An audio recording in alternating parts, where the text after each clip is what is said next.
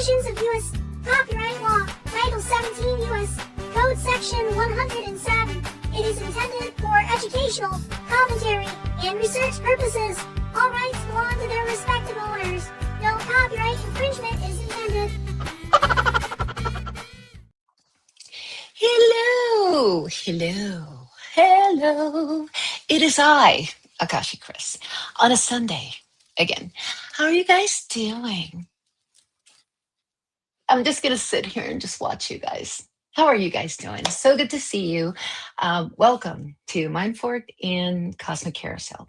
As you can see, today I am alone. Well, not really alone because I have somebody backstage, but the person that's usually here with me, my sis Sati / Marley, she's not feeling very good.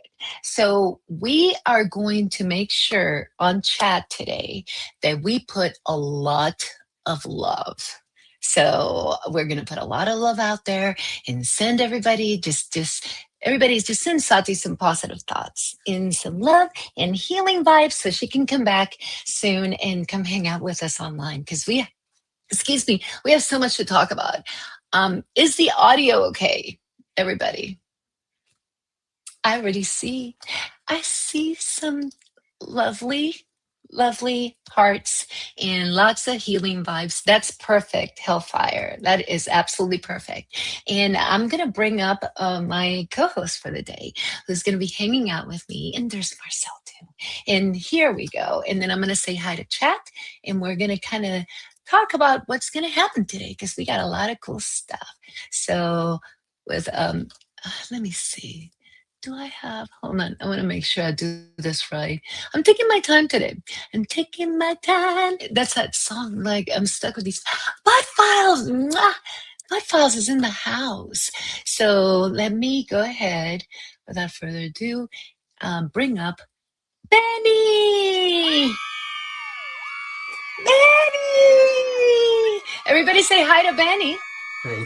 Say hi to Benny. Benny's here. And groupies. Everybody chill. Chill. Wow. There we go. Yes. Chill out. Chill out back there because we got Benny and we have disaster movies of the 80s. And we got a lovely chat and potentially some other guests that might come up. Oh my God, Tuber chat's in the house too. Let me go ahead and start saying some hellos because I don't want people to feel lonely. Of course, we have Sati, Cosmic Carousel, and we are multi-streaming. It was supposed to be both of our shows. So I'm just holding the fort for the girls, me and Benny. Mr. Hellfire, you guys, I need to make sure. Hold on. I want to share. Thank you so much, Tuber Chat.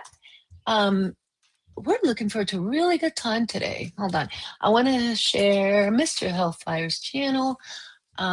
Make sure. Da, da, da, da, da, da, da, da, da. You get to hear me sing today. Benny, say hi to people while I do this. Oh, yeah. Everybody say hi to Benny. Benny, what are you doing today? How are you? I'm fine. I've just been some working really, mainly. But I have been working too hard. I've been out with a drone now. Yes, and that is one thing that we're going to take a look at later on today. We're going to be taking a look at some of, we're going to have our segment, Droning with Benny is back, and we'll be checking that out. Everybody check out Mr. Hellfire's channel here. Mr. Hellfire at Mr. Hellfire 1.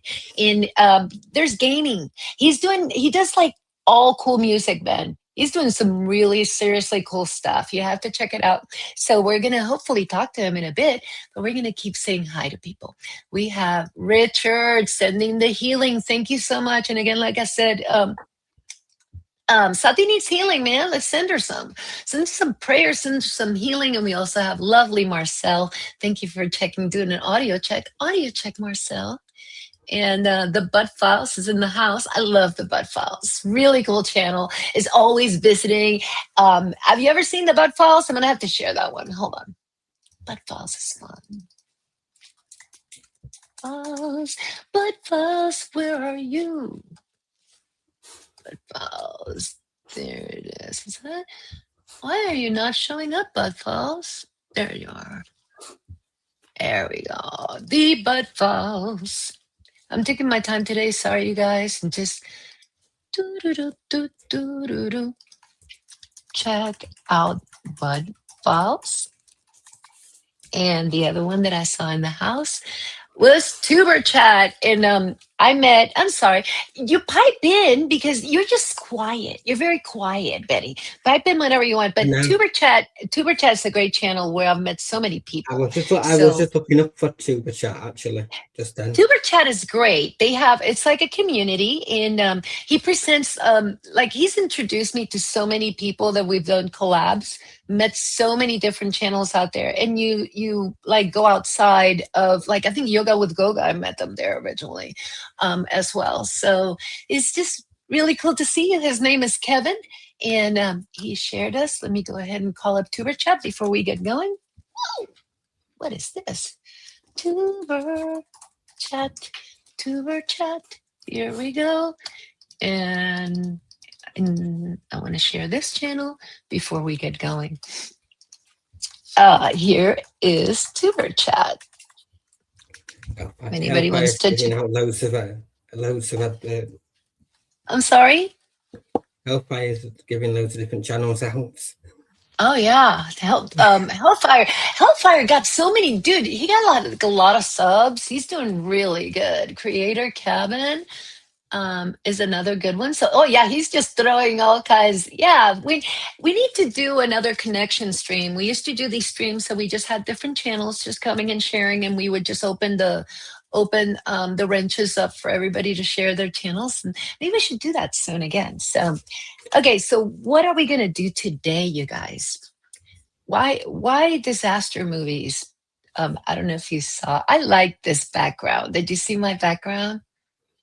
Isn't that cool? It's like, this is like a picture of my childhood, man. Because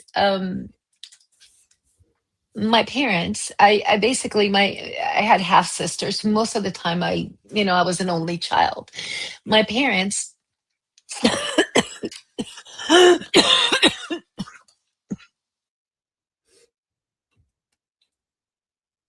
well, that's lovely. Okay. What about disaster movies? First, I have to breathe, Why? and I'm not in this side of adventure. Excuse me. I just like got choked up. One last. All right. Hopefully, I can keep it together. Just went the wrong pipe, man. Disaster movies. In the 80s, in 70s and 80s, my parents used to take me to all kinds of movies. Excuse me. Can you just speak for a second while I gather? But I haven't really watched many 80s movies. I've seen some recent ones. Yeah, you're seem young. seem to be like conditioning us to the current scene. So have you seen the one that what's it called? Civil War. It's based on if there was a civil war in the US, is if it happened today. Mm-hmm. And then one that's about the cyber attack where there's boats and planes flying out of the sky and everything. It just seems like the same conditions and stuff that's happening now. Exactly. And you see them. I started watching these from like the 60s. I'm obviously a lot older than you, I'm not gonna lie. So but 60s, 70s, and 80s, there was a trend. There was a trend that I believe it was more about, like you said, it's conditioning. It's the training ground. So that's what we're going to talk about. But it's like, I saw these movies when I was really young. Like, I saw some when I was 6, 7, and 8 in some of the disaster movies. I mean, they're pretty brutal. I mean, I saw, I went to some movies I shouldn't have seen. A Man Called Horse, where a guy gets pulled, like the guy gets tied to like 4 horses. It's just horrible. But, that's when they would take me out for popcorn, and then I gained weight. But that's a totally different show. It's like they take your child to the movies and take him out for a Twix every time there's a bad scene. That doesn't work when there's like so many bad scenes that you wind up picking out and having like a weight problem that lasts forever. But I digress. Either way, so one of the things that I started doing a lot of research. In our last show, we talked about dopamine, adrenaline, the social channels and what they're doing, like your social streams, getting on a diet of doomsday, limiting your doomsday scrolling, right? So then I started thinking, where did we really start this? And it goes all the way back to 60s, 70s, and 80s. I remember this because it's like we had the Cold War. We used to have drills for nuclear war, right? I mean, it's like my mother used to remember like the sirens going. And we're Puerto Rican. And I'm really proud to be Puerto Rican, by the way. Sorry. Bad Bunny, love Bad Bunny. But in Puerto Rico, they used to turn them, like they had them turn off all the lights in the island. Whenever those sirens went off, everybody knew that they had to turn all the lights off and make sure that they weren't visible. So hold on. Friend of the channel, another member of the Mindfork fam. Mindfork fam. So a lot of it's about propaganda, though, in as well. Even with the old films, it's all about the propaganda. Especially, even you could probably date World War II. So yeah, exactly. So we can just keep going back, but I thought a good starting point would be the 60s, 70s, and 80s, and see what they had to offer, and really look at. In the last show, we talked about how do you change things, right? The neuroplasticity, how, the brain recovers. There's many ways of steering the ship back and flipping the narrative of your brain. But you have to understand the problem, which is why we're here. So we're going to go through a little not a presentation. We're going to just guiding slides so you guys can see kind of the method to the madness. We're going to be looking at trailers. So I have video with all the trailers so you can see, because you probably don't know a lot of these, Ben. I'm so excited to show you these because I think I'm going back to 68, which is probably like way before you were born. You don't even study it. It's crazy. So we're going to do that. And then we're going to have our segment with Benny, and anybody that wants to join from the Mindfork Fam or people that are on chat, please feel free to let me know. And I'm going to drop the StreamYard link in a bit, and we can hang out, have a little panel. So, and then, and anybody that has the invite, feel free to join if you'd like. And we're just going to get going. Is that okay, Benny? You think we can do that? Okay. So, this is going to be so fun. Sati, I miss you, girl. Miss ya. Okay, so let's share some. So disaster movies. So here's a collection that we're going to be talking about later, because these are the ones that I've included, for this. So this is what I grew up with. Movies like Krakatoa, Java, Jaws, The Day After, Towering Inferno. Think about it, like the original Terminator, War Games, you name it. There's a flavor for you to be scared of anything and everything. So that's what we're going to focus on. So the last time we were here, we got to know the players in the mind game. We got to know some players in the mind game. We're going to meet some others today. So who did we meet last time? Just a reminder, we had dopamine. Dopamine was the slot machine, right? It triggers, triggers online. It's triggered by likes, hearts, retweets. It's like it reinforces behavior, gets you. Oh my God, Tara, we already. By the way, that's one thing I want to do. Put your favorite disaster movie, if you have one, on chat, and I'll pop it out. Towering Inferno was a great movie, right? Yep. We're going to be seeing clips of that. And you're going to see trends of how all those movies are actually, they remind me of The Love Boat, but like a horror version of The Love Boat. So anyway, so we got dopamine. Dopamine isn't pleasure, it's motivation. It says, do it again, do that again, do it again and again. Then we met adrenaline, who is the hook chemical. And breaking news banners, urgent, shocking, all that stuff just sparks your adrenaline. You're like, boom, you're just so hyper and ready to go. You stop asking, is this true? And start asking, what side am I on? You jump into the argument, right? Oh my God, yes. Just wait, Lulu. Sorry, I'm going from screen to screen. I remember that running down the stairs scene. Yeah, because they scared you about elevators too. Not only Towering Inferno scared you, made you afraid of heights, of the high rises, of fire, and elevators. It's like a trifecta. We'll talk about that. Day After, that was a really good one, Marcel.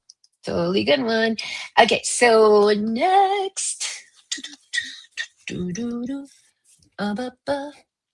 And you met Professor Neuroplasticity. That was the brain's ability to change its structure. So this is why we need to understand the problem. If we understand the problem, we need to figure out how to mold that brain back into that healthy state, that state that, allows you to feel, but there's some guidance, some what you call it, some protection without just removing yourself from the equation, if that makes any sense. So those are the guys you met last time. Get ready. Meeting the new players in the game, Benny. So we got the twins, anticipation and expectation. Those are the twins. We're going to meet the twins and see how they play in the game. Disappointment, believe it or not, I'm actually liking disappointment after I learned what disappointment does for you. Never thought that there's a lot of value in a healthy level of disappointment. And then finally, that cortisol. Cortisol. Is that how you pronounce it? How do you spell it? Yeah. Do you say cortisol? Cortisol. Can I just say something on the adrenaline? Yes, please. Adrenaline has some good things because it triggers your fight or flight modes. Mm-hmm. But it also can be triggered with fear, can't it? Extremely. Yeah, it's almost like everything in moderation, right? Adrenaline you need adrenaline, it helps that response time, right? It's like, it just gets you going. But it has to be healthy, because it can't be that you're always sparked up by the wrong thing. It's like adrenaline just gone to a certain level just can be really, really unhealthy. And like always, so we can go ahead. We can get it from different things, like we can have it from the fear side as well as the others. There's all sorts. So the brain's about survival, right? Yeah. It's here to keep us. If you go back to the time hunters and gatherers, right? I mean, you had threats everywhere. We had, talking like bears, mammoths, whatever lived with man was, something that they had to fear. And so the brain was conditioned to keep them alive. So it has to learn how to face that fear. And I think that's where, in a modern world, disaster movies became kind of a training ground of fear, like almost like playing scenarios to see how modern society would deal with these things, I mean, we have a house. I have a house, not everybody does, but I have a house. I don't have to worry about like animals jumping in here. But back in the day, this is what kept us alive. What do you think? It gives it. Yeah, it did it. I think we can go too far with it though. And exactly. If you want to go into the Epstein files on this, there's the adrenochrome, which is the compound adrenaline from adrenochrome is based on adrenaline. And I know we don't want to talk about the E-files right now, but it goes back to the same thing. There's power in these things. That's my point. Yeah. Without blatantly saying it out there, adrenaline is important. That's the thing I'm trying to say. Is there is a power to this, because the thing that makes you younger or something. Exactly. It's like there's power, but that goes back. We'll have another show. This is the show that Sati wanted to have, is where we're going to talk about this stuff, because I want to save that for her, because she was really excited about talking about this stuff together. So you good moving on this one? Anything else on adrenaline? Okay. So then neuroplasticity, who's the greatest? That's the one that's going to save the day. The new players were these guys we just talked about. And then let's talk about disaster movies, how they come into play. Disaster movies, I don't know why it's held for review. Why would Love You, Chris, XOXXO be held for review? That's silly. Love you too. Okay. Disaster movies taught us how catastrophe feels. Without going through catastrophe, disaster movies are like a training ground of what are we going to do? Modern media taught our nervous systems to expect it. So it's like, but it's expected continuously. A movie has a beginning, a middle, and an end. It has closure. And we'll talk about that when we go through each of these movies. But so, in a continuous stream of disaster, what happens to our brain? And can we flip the script? And this is famously from one of the movies that we're going to be covering. Everybody recognizes this scene from Terminator, from one of the later Terminators, who, that's like the fear of singularity. So, from disaster movies to disaster news. So we got the threat narrative. So we're going to look back at disaster movies, and stop me if you have something, just interrupt me, Benny, because I love you interrupting me. So disaster movies, like I said, it had a place, but now disaster news is starting to stretch. There's no closure, and there's so much danger in that lack of closure, because it's like anticipation keeps changing itself and expectations keep being reset, and there's no baseline for the brain to say, I can trust something. That's the part that's really, the brain needs to trust, the brain's about prediction. After every crisis we've had over the last, 10 years, what closure have we actually had publicly in any of it? There's not closure, is there? We just kind of leave it hanging. There is kind of some closure in some of it, if you look deep enough, and evidence of it, but you've got to look for it. It's not publicly known. Yeah. But like you said, people have to look for that closure. And then they call you a conspiracy theorist because you're doing research to learn, to try to figure out the end game of, and trying to gain that closure. It's not fair, because they, and whoever they is the powerful, are putting us in this position so we don't act. And that's where this whole thing is going to go. You'll see what happens when your brain is constantly peppered with no closure. And you start to lose trust, you start to feel less. But that's survival, right? Because the brain doesn't want to just keep fight or feeling. flight mode constantly. Basically. Exactly. Fight or flight mode. Yeah. Fight or flight and that's all you can do. And you don't even, but you get to a point that you don't even care. So that's very scary. So a thread narrative, let's talk about that. A structured message that frames like events, people, forces as dangerous, unpredictable, harmful. It's like, and we see thread narratives all the time on the news. It's like, don't be scared of these type of people because this is what they believe. The left points to the right points to the left. So it engages the brain's survival circuitry. This is exactly what you were talking about. And there's, this is science to it. The amygdala detects the danger. The hypothalamus activates the stress response. Dopamine system heightens the attention and anticipation. Cortisol prepares the body for vigilance.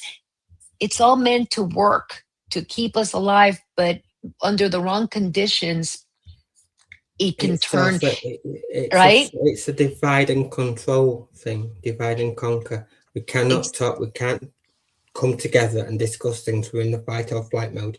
There's no discussing. We can't talk. We're all, it's a tribalism thing. Yeah. It's meant to keep us divided. It's meant to keep us divided, and it's meant to keep people defending their point of view and their belief system because they want to hang on to it. Because guess what?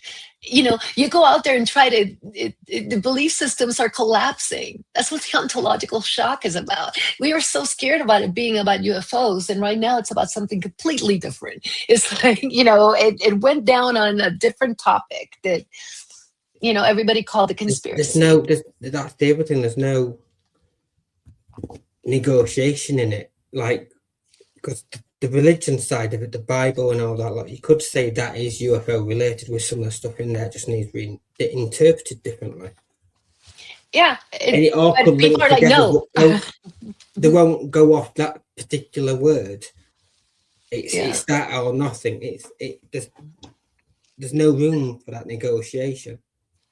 And that's where it turns into angels and demons. They can only be angels and demons, or it's not angels and demons at all. It's each side of the equation just has a different, it's so Both polarized. angels, It's a both angels and polarizing difference yeah, between the two both sides. angels and demons can be described as a different life form. You can describe like paranormal, the shadow Yeah, figures as a different life form because they're not known for anything. We just don't know. It's just how yeah, but no one will look from the other side and try and think differently. exactly. Just set in our way.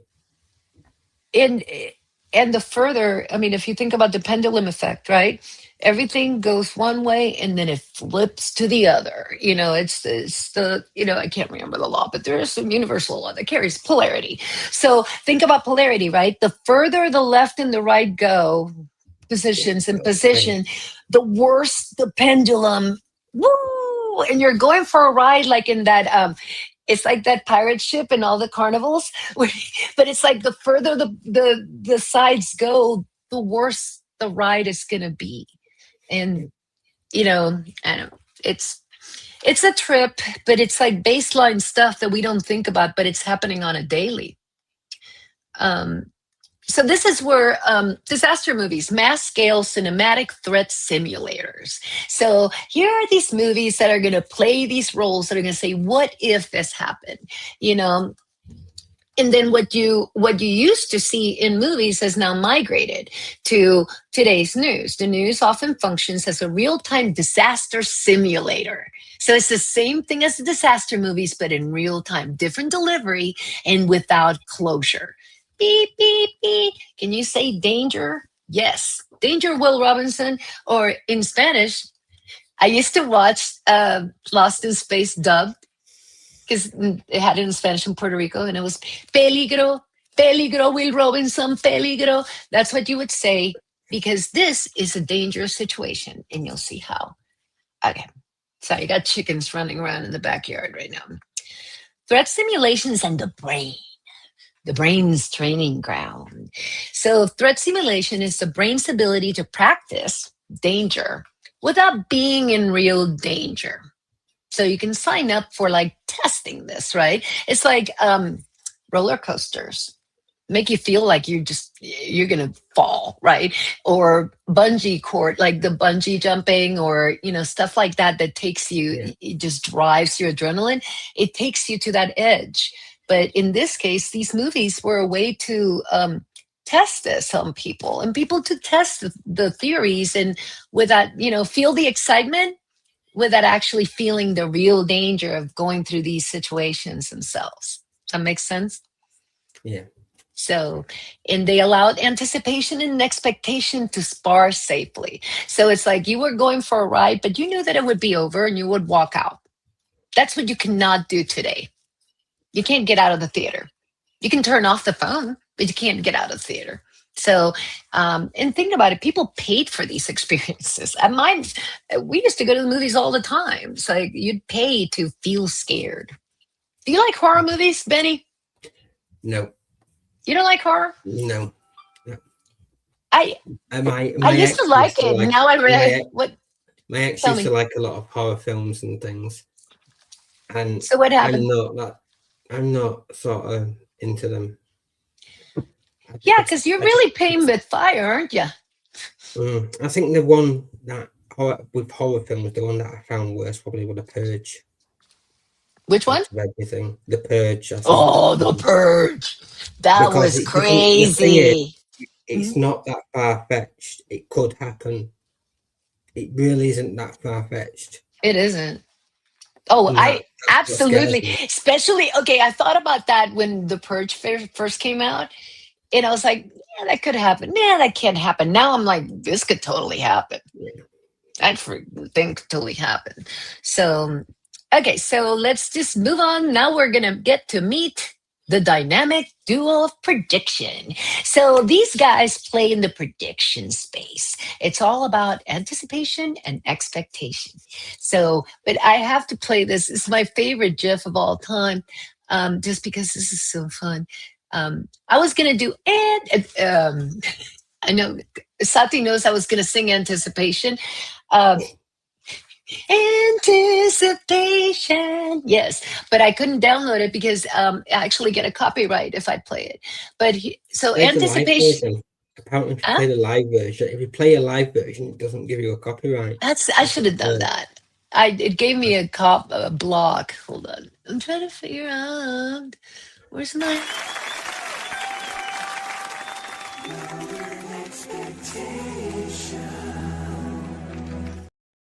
That's.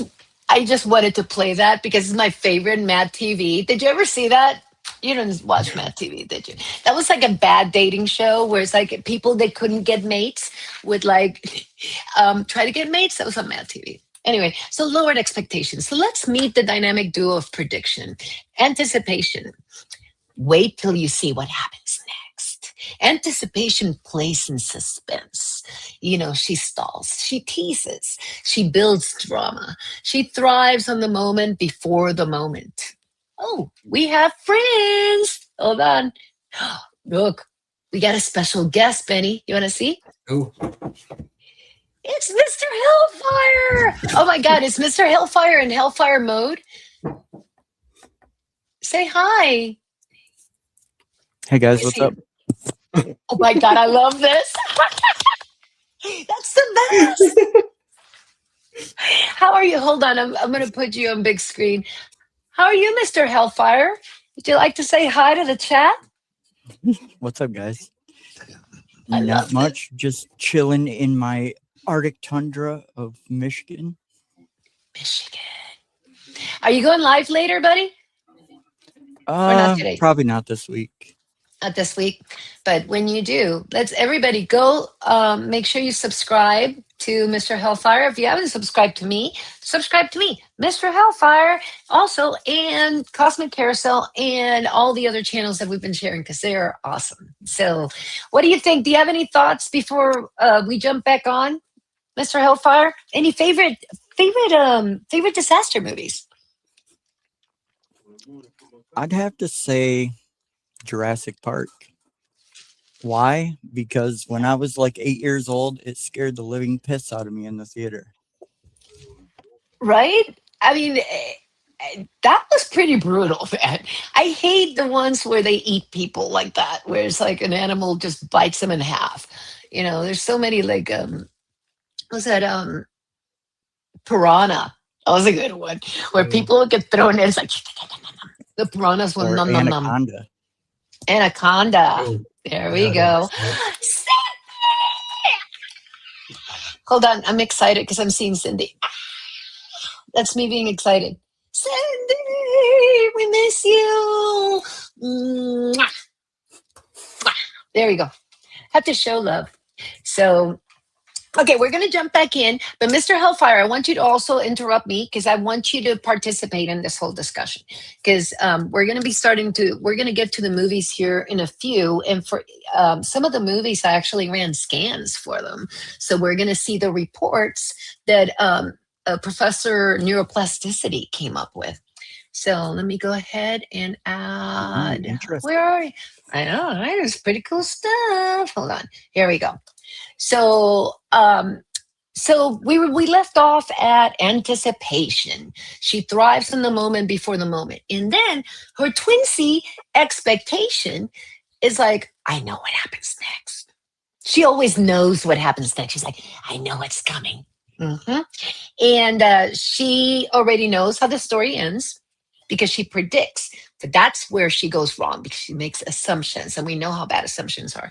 But it controls your brain's prediction system, and that's really important because here's the problem. Mental assumptions and mental certainty can lead to disappointment, and we're going to talk about disappointment here in a few. So these two guys are going to play a big role on how those movies and the news are shaping our brains. Any questions before I move on to the next? But can't it go the other way, where your expectations are what you get is more than what you expected? Yeah, there we go. I mean, there's always the positive, that it's like the expectations a lot greater, and everybody's happy. The brain learns that yes, it was right in that prediction. But the key is when it's wrong in that prediction, and that's when we get into trouble. And when it's wrong, not just once, but over and over and over. So, okay. So the other one, introducing cortisol. She's a badass, isn't she? Cortisol is the body's threat management hormone. It is released when when your brain detects uncertainty, danger, or unpredictability. So think about the disaster movies and disaster news and what it's doing to those cortisol levels in your body. Its job is not to panic you. It's there to be helpful. It's there to keep you alert long enough to resolve the threat. That is where it's key, right? It's like that fight or flight, that cortisol is important. I love you, Sati. You're so sweet. I'm trying to get to chat here. Love you. Okay, so cortisol prepares the brain to pay attention, or pay attention, as Sati would say, monitor for change, conserve energy. It's like protection, right? It's like you just, you got to make sure you take care of yourself. Prioritize survival relevant information. It's a stabilizer. It's not an enemy. Okay. So, but it's important that we understand what these things are doing to our body. We worry about like working out and like eating low carbs or not, nobody cares about what you're exposing your brain to. Right, guys? Any thoughts before I move on? No. I think if you've been on high doses of some of these medications, you'll see what happens. Here, perfect segue. So let's look at what happens when you're running on cortisol all the time. It actually does. Oh my God, we got more friends. I'm so excited. It's Marcel. Marcel, hold on. I'm getting to you, Marcel. Hold on, Marcel. I will find you. It's like, does anybody know what movie that's from? Stay alive. I will find you. Marcel. Hold on. I forgot to do this. I forgot to do this. Marcel.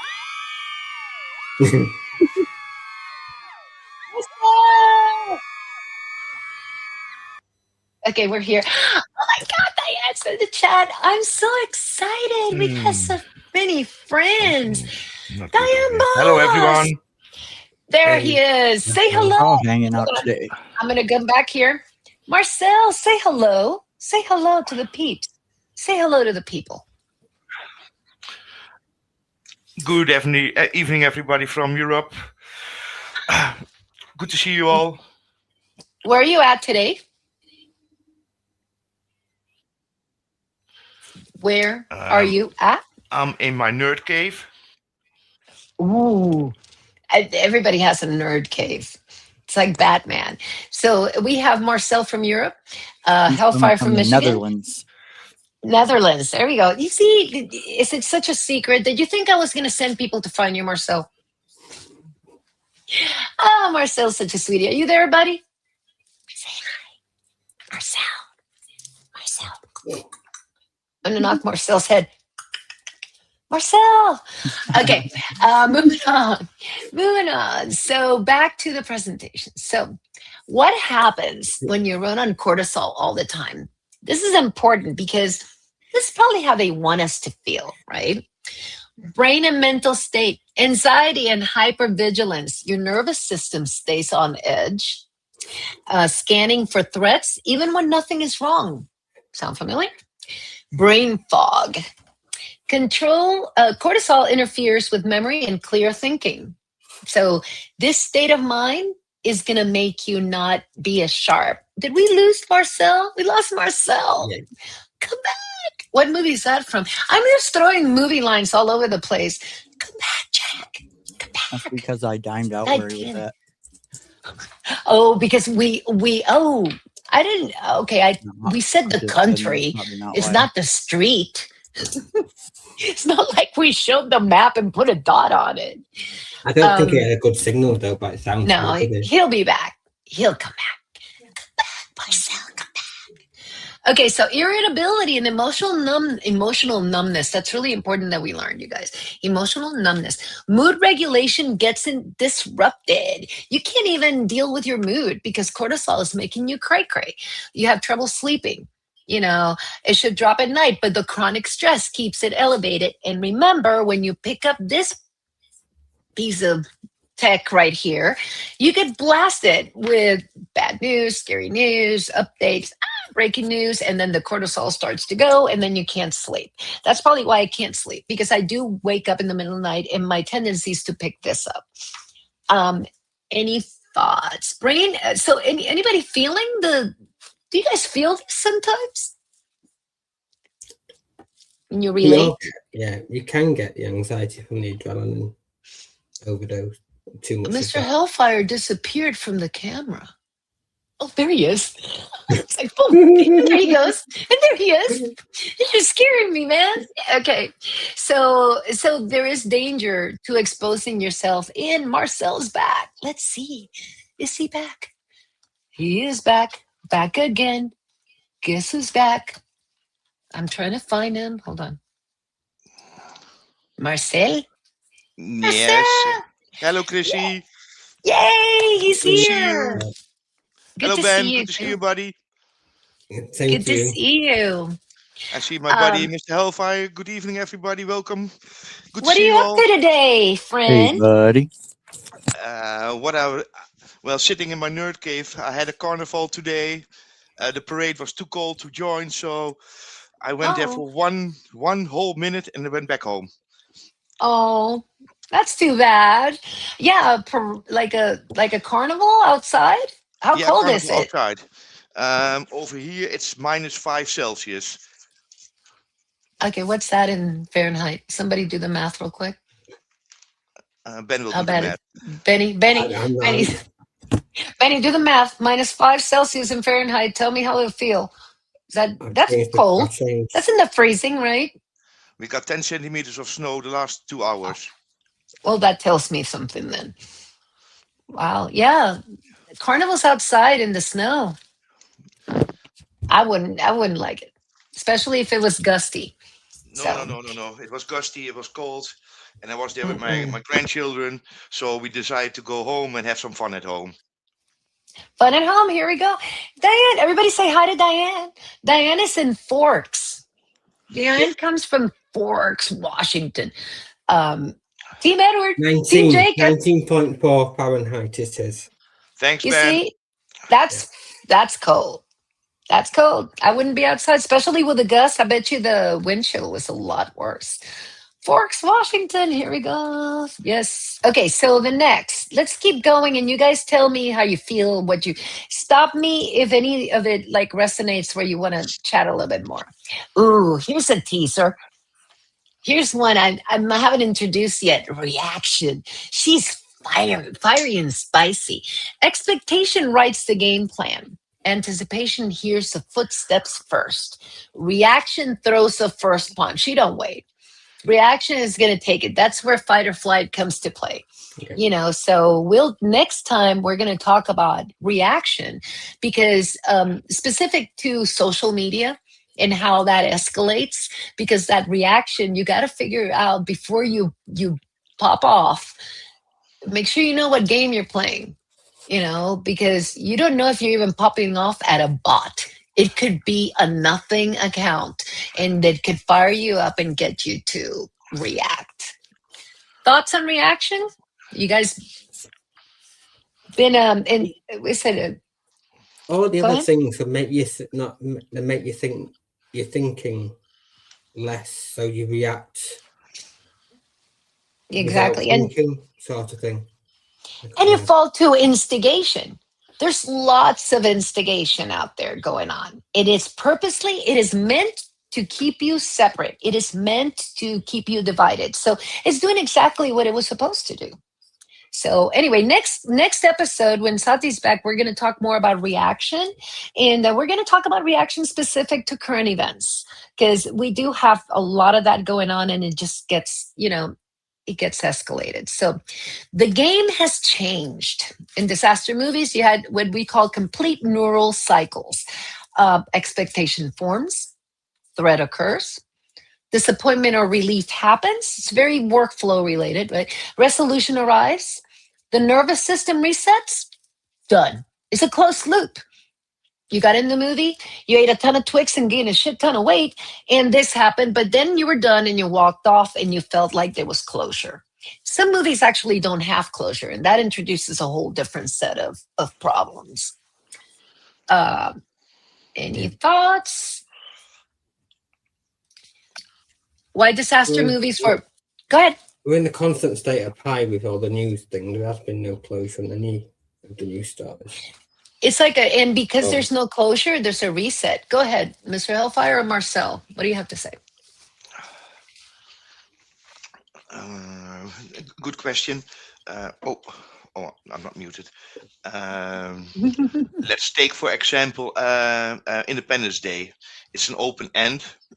Mm-hmm. Is that preparing us for the aliens coming? I would think Independence Day is definitely one. I think on the film wise, I think that could mean there could be a follow-on to it, though. You know what I want to do? I want to do a scan on Disclosure Day's preview. I wonder if I can squeeze that in. I don't know if I can do it, but it'd be interesting to see what the scan says about just a preview for a movie. Disclosure Day, the one that's coming in the summer. Oh, hold on. There's an update from Diane. Diane says, it is 1:16 p.m. here in Forks, Washington. I'm still laying in bed with my dogs. It's a lazy Sunday. I'm totally with you. I'm off tomorrow. I'm so excited. I have to read it, and that was my Diane voice for today. Good to see you, Diane. Okay. I can give you some real world events on the stuff that we've not had closure on yet. Recently. The drones in the US. The drone incursions in the US. Yes, we need to talk about that too, because they shut down an airport, a city. Go ahead. We kind of know what that was. The drone from last year. It was Palantir testing something. Was it? COVID. Yeah. You think it was Palantir? That's what I've heard and seen. Yeah, COVID. It came out. It did come out of a lab. We do know that. And Wuhan was funded by the US, but COVID was man-made by a lab in North Carolina. That's why they won't tell you. The University of North Carolina is designed and tested in Wuhan. Is what I've been. Ben's dropping some truth bombs. Well, they haven't said it. I thought Trump would have even tried to get to the bottom of the COVID thing. Mm-hmm. But he won't if it was them that did it, will he? It's obvious. Exactly. Hello, Rachel. Good to see you. Welcome to the show. So happy that you're here. I don't think I've seen you before. I'm so happy. Hi, welcome to Mindfork and Cosmic Carousel. Okay, so let's just keep on because we're going to open it up to like all kinds of topics after we're done. And I'm halfway there. Why disaster movies were powerful but stabilizing. They activated cortisol strongly, but they deactivated it cleanly. So it's like it cleaned itself up. It didn't leave a mess in your head, and your brain learned the threat, right? Did I cover? Yeah, later on we're going to cover, when we get to disappointment, you're going to learn how the brain kind of corrects itself and at what points the brain kind of takes notice when things aren't what it expects. So your brain learned and learn recovery, both are essential. So it wasn't really that impactful. So Gen X remembers the movies that made us fear everything. So I am going to, if that's okay with you guys, are you guys ready for some videos? Yeah, sure. Yeah. You guys ready to take a look back at my world in the back when? Hold on. This will be so fun.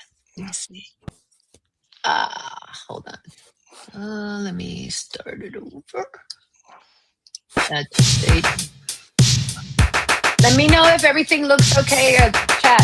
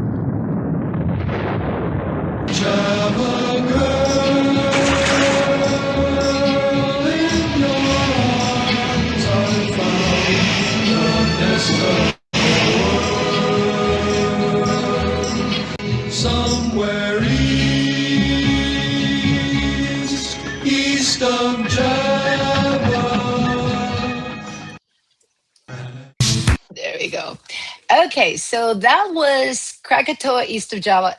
Does anybody besides me remember that movie? I don't. Nope. No, never seen the movie. Silence.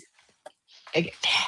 This is one of the first movies, the first disaster, what I consider disaster movies I ever saw myself. My mom loved the actors. So she was like, oh, we have to go see Krakatoa East of Java.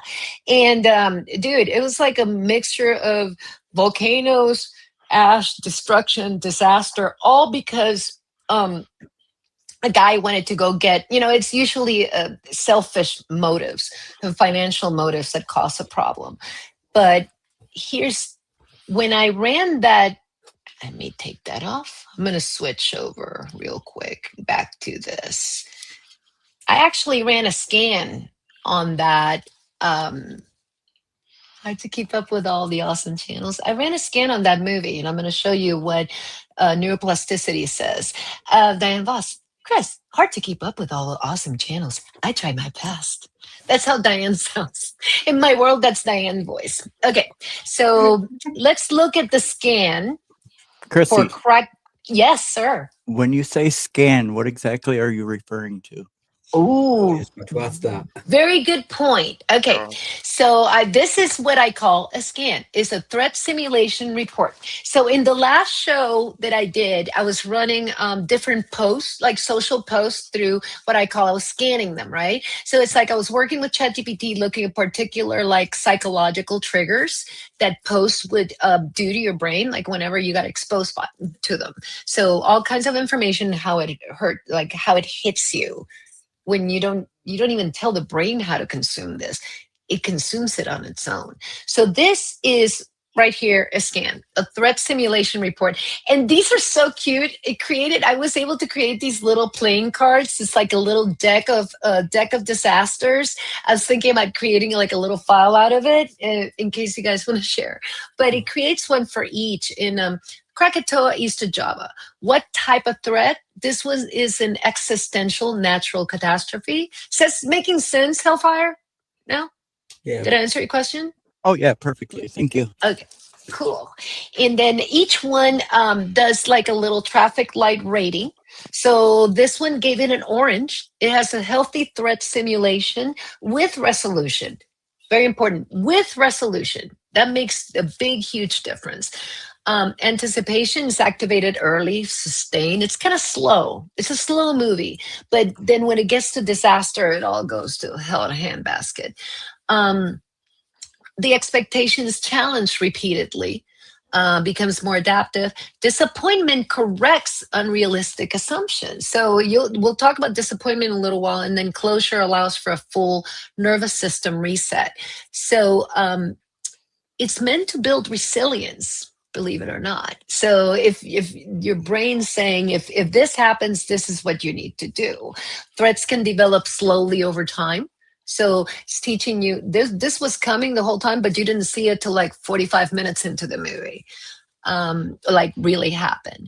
And humans don't control the outcomes. So that's a good, you don't control the volcano. You control going towards the volcano and trying to get something out of it when it's on fire, but you don't control it exploding. Environmental dangers can be real and unavoidable. Most importantly, this threat cycle ended. So it taught you like, okay, I walked out. You don't get that chronic anxiety because it was closure. It's like a close call, right? Does this make sense? Yeah. Because I'm going to switch back over. We're going back and forth. I take you back and forth. Back and forth.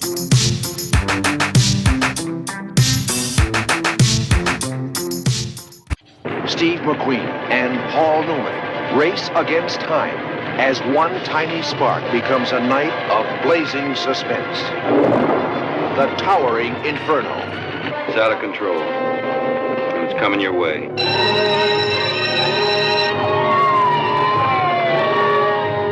Warner Brothers and 20th Century Fox present Irwin Allen's production of The Towering Inferno.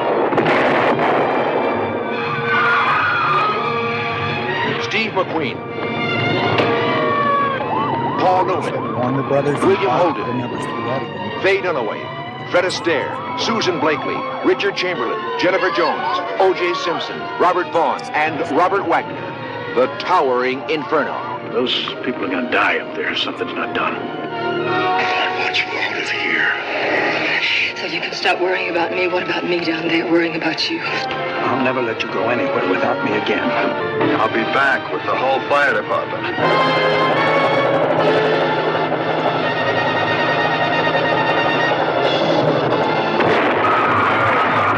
The Towering Inferno. Set me down on the scenic elevator. Now, the producer of the Poseidon Adventure brings you more spectacle, more stars, more suspense than you've ever seen in one motion picture. Steve McQueen is the fire chief. Paul Newman is the architect. Step by step, floor by floor, this is a race against time to save hundreds of people trapped in a night of blazing suspense as the world's tallest building becomes the Towering Inferno.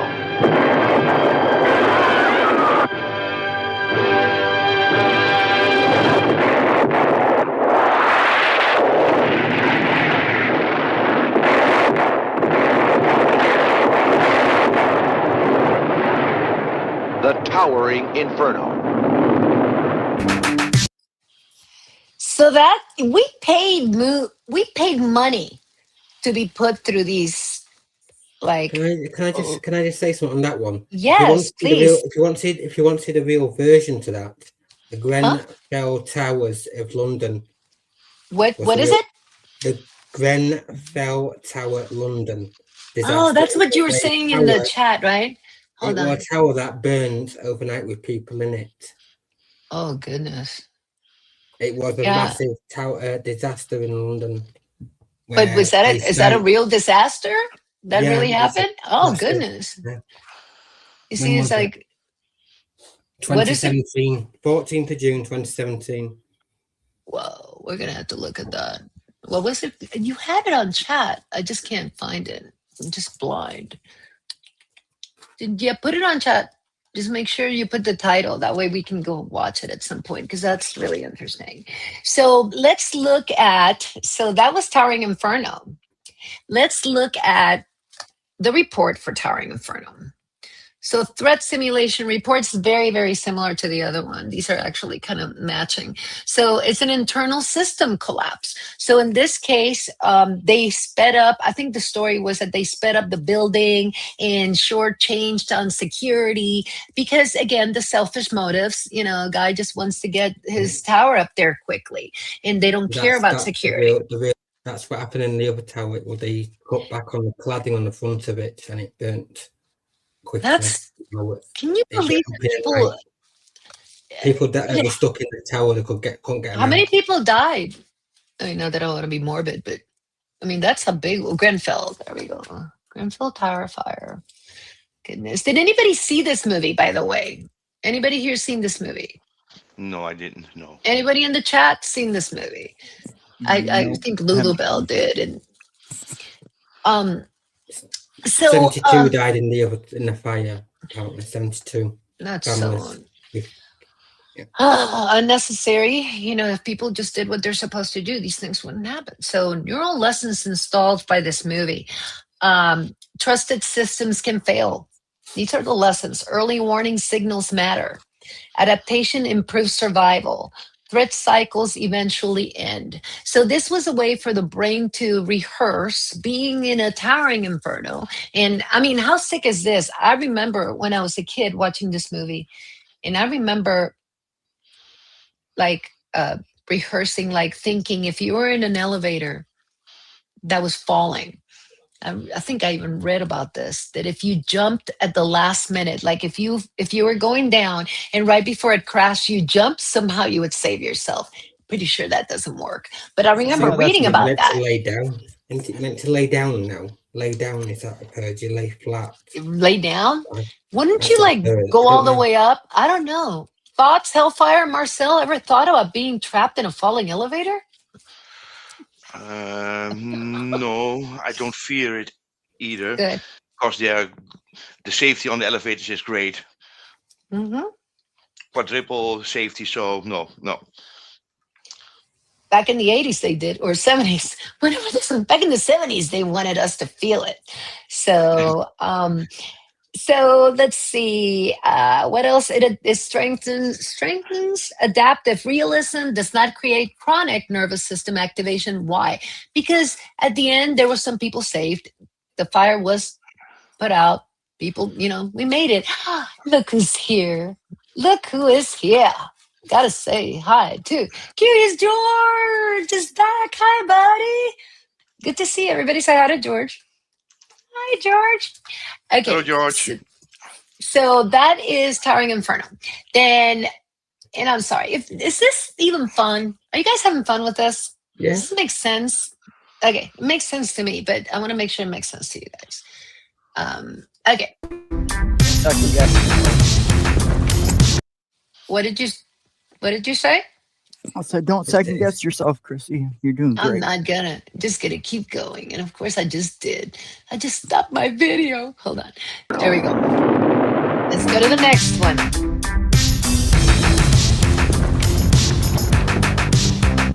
A motion picture event.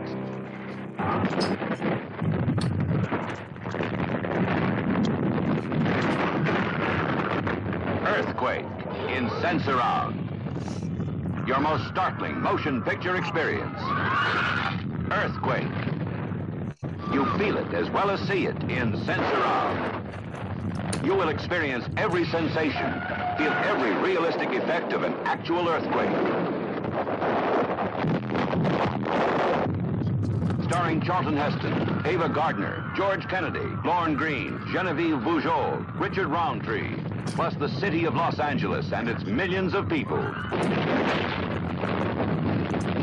Earthquake. You feel it as well as see it in Sense-Around. Rated PG. Okay. By the way, I will give you a hint what Sense-Around was. Let me take this off. That was going to be my Sense-Around question. was literally turning up the bass. In your chair in the theater, because I saw this in the theater. I saw Earthquake. And it's like, it was Earthquake. There was another one. There was one about the war. That was the same thing. Sense-Around was, they would turn up the bass and the whole thing would actually feel like the whole theater was shaking. So, okay, we have some new friends. Bigfoot, Michigan, Rob is in the house. What's up, Robbie? Robbie! And Josie PP fam is in the house. We're so happy Joe that is you a guys buddy of are mine. here. See you, buddy. Good. I didn't know Joe. Now I know Rob's Joe. from my neck of the woods. I know. Rob's on your side. You guys should get together. He's up here freezing his Mr. tatas Hellfire off is with in me. Michigan, Rob. Mr. Fire's in Michigan. Okay, so that was Earthquake. Let's talk about Earthquake. Earthquake is one of the first ones. And by the way, did you notice the trend? By the way, did you see that O.J. Simpson was in Towering Inferno? Was it Towering Inferno? Yeah. O.J. Simpson was in that one. Wait, Earthquake. Where's Earthquake? Here we go. Earthquake. I had them out of order here. Threat simulation for Earthquake. Earthquake got a red. Sudden existential environmental collapse. Neuroplasticity impact level extreme. Why? Because you have no control over an earthquake. And the rest of the movie, it was basically just everything that happens after an earthquake, from floods to destruction to, and of course, the movie stars. I love how all these movies look like The Love Boat, but the horror version of The Love Boat, where it included like 20,000 stars. Even Fred Astaire wasn't one of these. So the nervous system operates on a fundamental assumption. The ground beneath you is stable, right? That is an assumption that the brain can make. The ground beneath you is stable until you live in California and you start, experiencing earthquakes all the time. I don't experience the earthquakes in Oklahoma. The film destroys that assumption. When the earthquake strikes, expectation loses completely. The brain's most basic predictive models collapse. But at the same time, there is closure because it ended. So it shows you that, the earth eventually stops shaking and people recover. So that's a lesson there. Anybody fear of earthquakes? I'm not trying to like steer everybody into their deepest fears or anything, but just wondering. Earthquakes? Anybody got Yeah. earthquakes on their bingo card of deathly fears? No. No, nothing here. Mine We is have still we've there. had one. We've had one over here, but that's it. You did? It doesn't happen that often over Yeah. here. Yeah, it's one. I've only ever had one in my lifetime here. So In Puerto Rico, they had tremors, not necessarily earthquakes, but we had a lot of tremors because stuff would move. And it's like, it was very, I remember being really scared because it was such an out of control thing. You don't know if it's going to get worse or it's just going to stop. So, okay. Let's go to the next one. Hold on, let me go. Let me just let this play. I rewound this. There we go. There we go. This one actually triggered an entire genre of funny movies about scary movies because Airplane got born out of this trend of the fear of planes.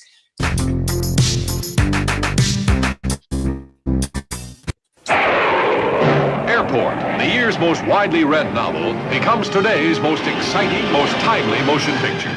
Airport, big scale in every way, has the biggest all-star cast ever assembled for a single universal motion picture. Burt Lancaster, Dean Martin, Gene Seberg, Jacqueline Bisset, George Kennedy, Helen Hayes, Van Heflin, Maureen Stapleton, Barry Nelson, Lloyd Nolan, Donna Winter.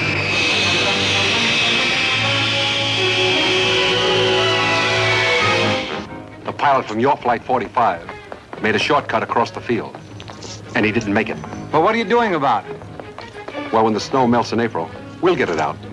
What the hell do you think I'm doing about it? Outselling any novel of recent years, translated into 14 languages, Arthur Haley's Airport was written for the screen and directed by Academy Award winner George Seaton. It has 7 stories tied into one. Dean Martin is pilot Vernon Demarest, loved by stewardess Jacqueline Bisset, and by his wife, Barbara Hale. You're sure? Do you mean, am I sure I'm pregnant? Or am I sure you're the father? Burt Lancaster is airport manager Mel Bakersfeld, at the crisis stage with his socialite wife, Donna Winter. A week ago, I didn't know we'd have the worst storm in 6 years. You've always got some damn excuse. Gene Seberg is Tanya, his devoted assistant. I'll miss you. Will you? Enough not to let me go? The First Lady of the American stage, Helen Hayes, plays the mind-boggling, huggable, perpetual stowaway, Ada Quonset. Oh, my dear, I couldn't possibly afford a ticket. Van Heflin gives a superb performance as the desperate Guerrero, matched by Maureen Stapleton as his wife. Stop dreaming. Just hold on to the job. I'll do it right this time. I won't mess it up. And lusty, gutsy Petroni has to be Academy Award winner George Kennedy. I'll have this mother out of here by midnight. Is there any chance that the plane would stand the explosion? Now sit down and be quiet. Oh, you hurt me. You hurt me. Stop it. You're hysterical. Oh, help me. Please, help me. Help me. Please. No! No! No! Personal property, you've got no right to take it over. Here! Stop! Stop! No! No! You stay where you are! Guerrero, listen to me. You'll kill yourself or nothing if you explode that bomb. For crisis authenticity, Airport has no equal. For mounting tension, Airport has no equal. Decompression making emergency descent. For sheer fingernail-biting suspense, Airport has no equal. You are leaving my area. Contact Cleveland Center 117.5. Good luck. Airport. We're gonna crash. We're gonna be killed. I know we're all gonna be...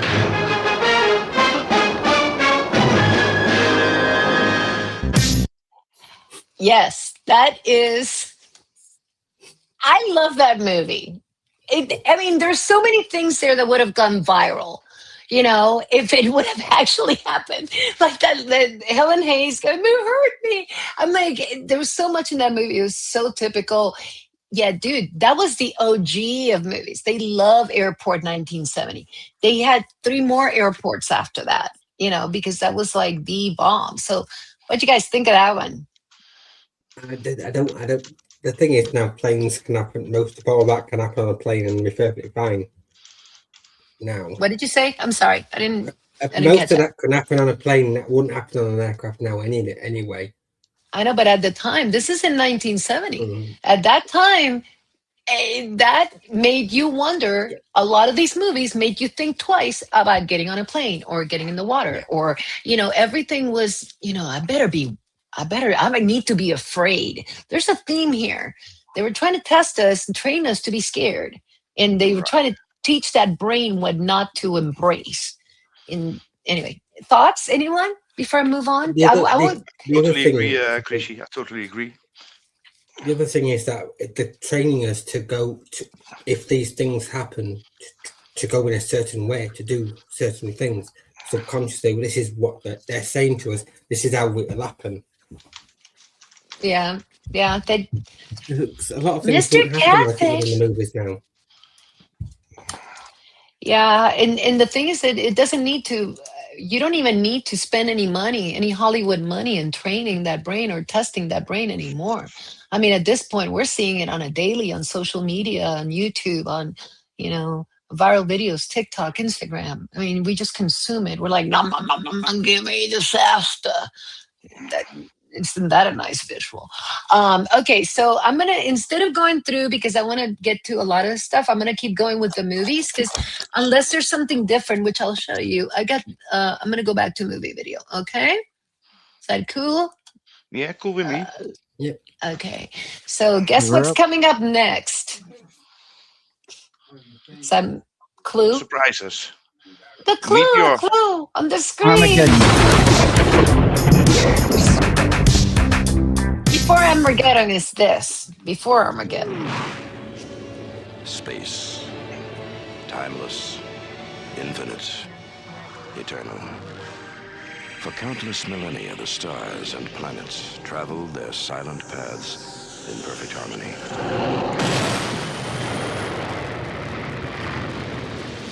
It was called Orpheus. The meteor. Its power is greater than all the hydrogen bombs. This one's got cool It's people greater too. than any rocket ever conceived. Its force can shatter continents. Its mass can level mountain ranges. It cannot think.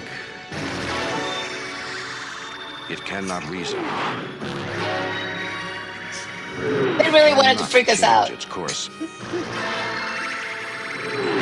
I remember watching this one on Sunday afternoon. And it's going Did to you? strike the Earth in 6 Did you days. really? Cool. Mm-hmm. When I was a kid. That meteor is 5 miles wide and it's definitely gonna hit us. It was in so many of these. It's coming apart in a million pieces.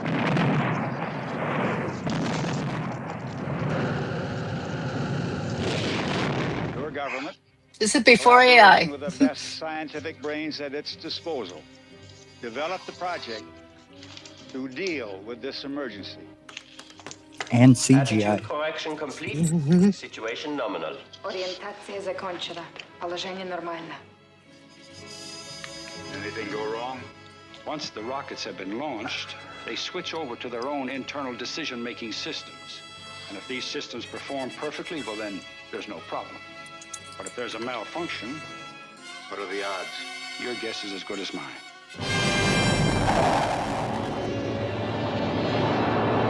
This movie was great. Good pick. Right?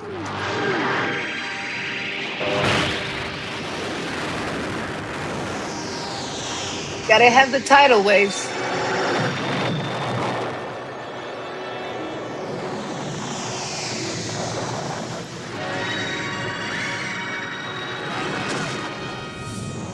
We've picked up another splinter. A big one. Direction. The United States. The eastern seaboard. It's 5 miles wide. It's always about the Traveling eastern at a speed seaboard. of 30,000 miles per hour. And there is no place on Earth to hide.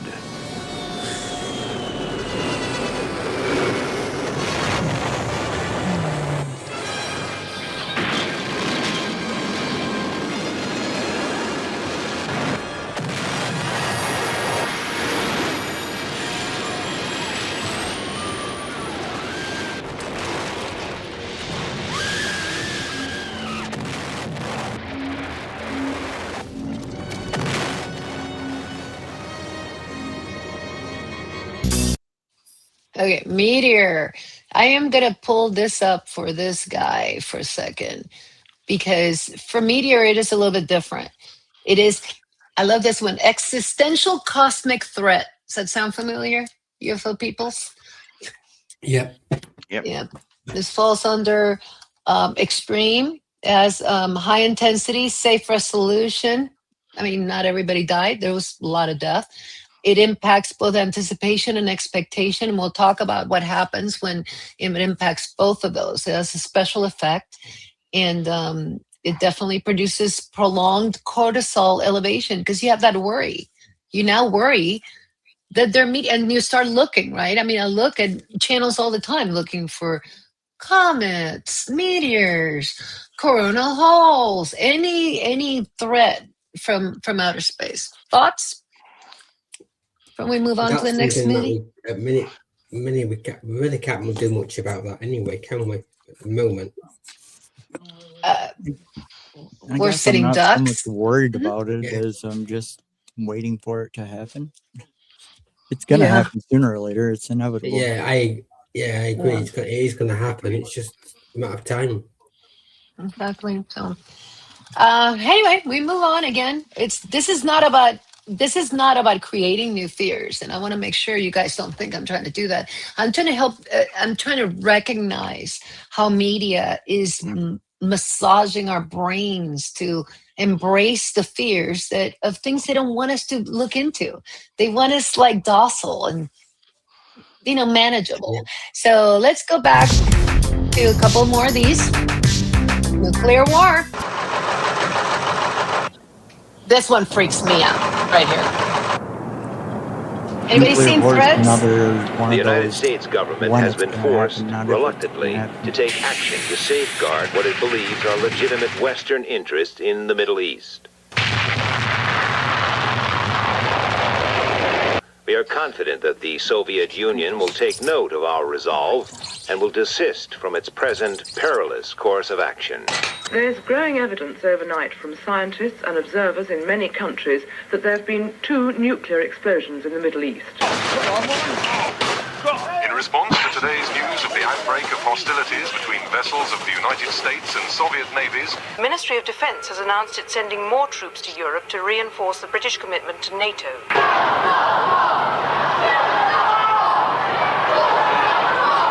This time, they are playing with, at best, the destruction of life as we know it, and at worst, total annihilation.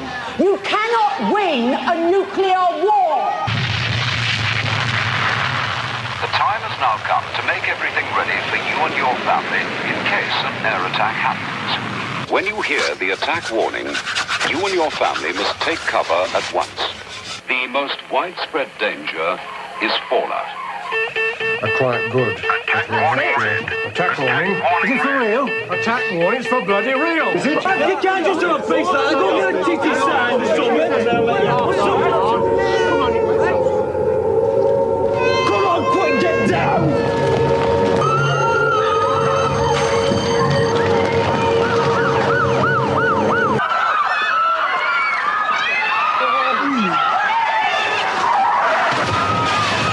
Hell.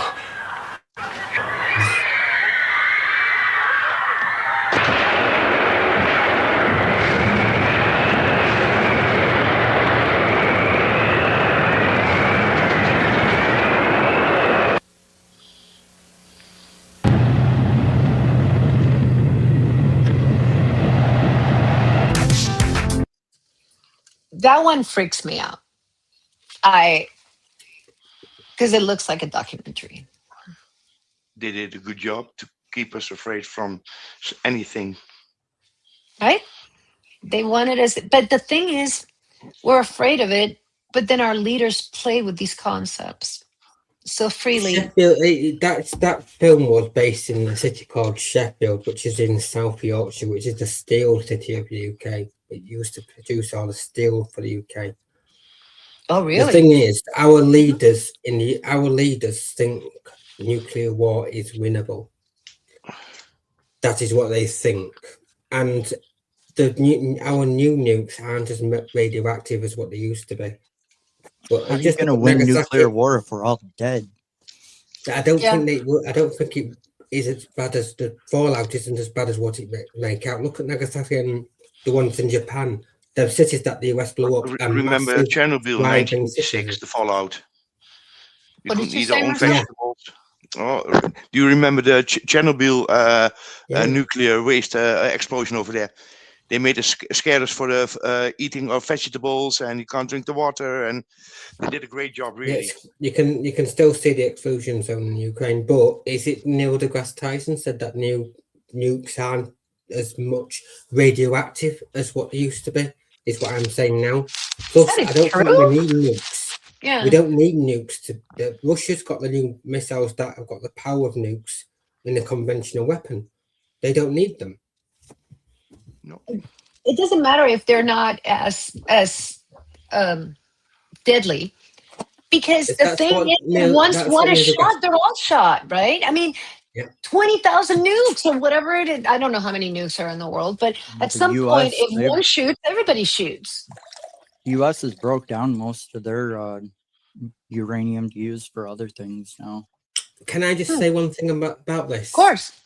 Anyone actually picked up on the news that the last arms treaty between the Russia and the US, the START treaty, ended this month, just gone. They have got no limitations on any nukes now. They can do what they want. That treaty ended and it's done. That's so reassuring. That was a big thing. I think they tried to extend it, but it was a big thing that limit the amount of nukes and everything they could have on each side. And they could inspect them. Now they can't because it's ended. That's happened recently. It just becomes really depressing, and just, I mean, to see these things happening. So this could happen at any point. That we could lose control of this whole thing, and the whole planet's just freaking gone. Anyway, okay, so let's go to the next one. We're going to try to unsnap ourselves from this depression after we're done playing these videos. I need to perk everybody back up. For sure.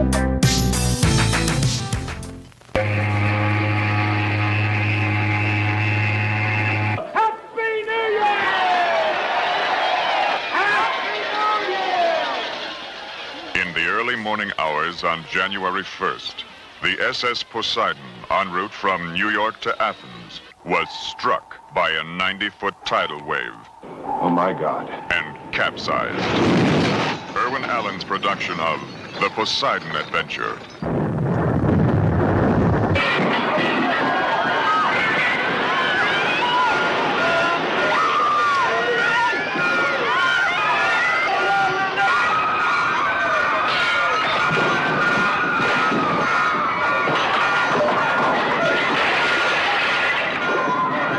Of 1,400 people aboard, only 6 will survive.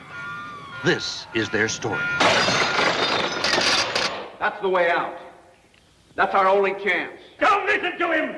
Gene Hackman, Ernest Borgnine, Red Buttons, Carol Lindley, Roddy McDowell, Stella Stevens, Shelley Winters, Jack Albertson, Pamela Sue Martin, Arthur O'Connell, Eric Shea, and Leslie Nielsen. Who will survive? The combined talents of 15 Academy Award winners bring you The Poseidon Adventure, a Ronald Neame film coming from 20th Century Fox. Ain't that interesting? And I love the star power of all these movies. Did you guys see Poseidon Adventure or the newer Poseidon Adventure? I've seen some things, I think so. Yes, it was Nancy Drew, Georgie. You're right. It was Nancy Drew was in there.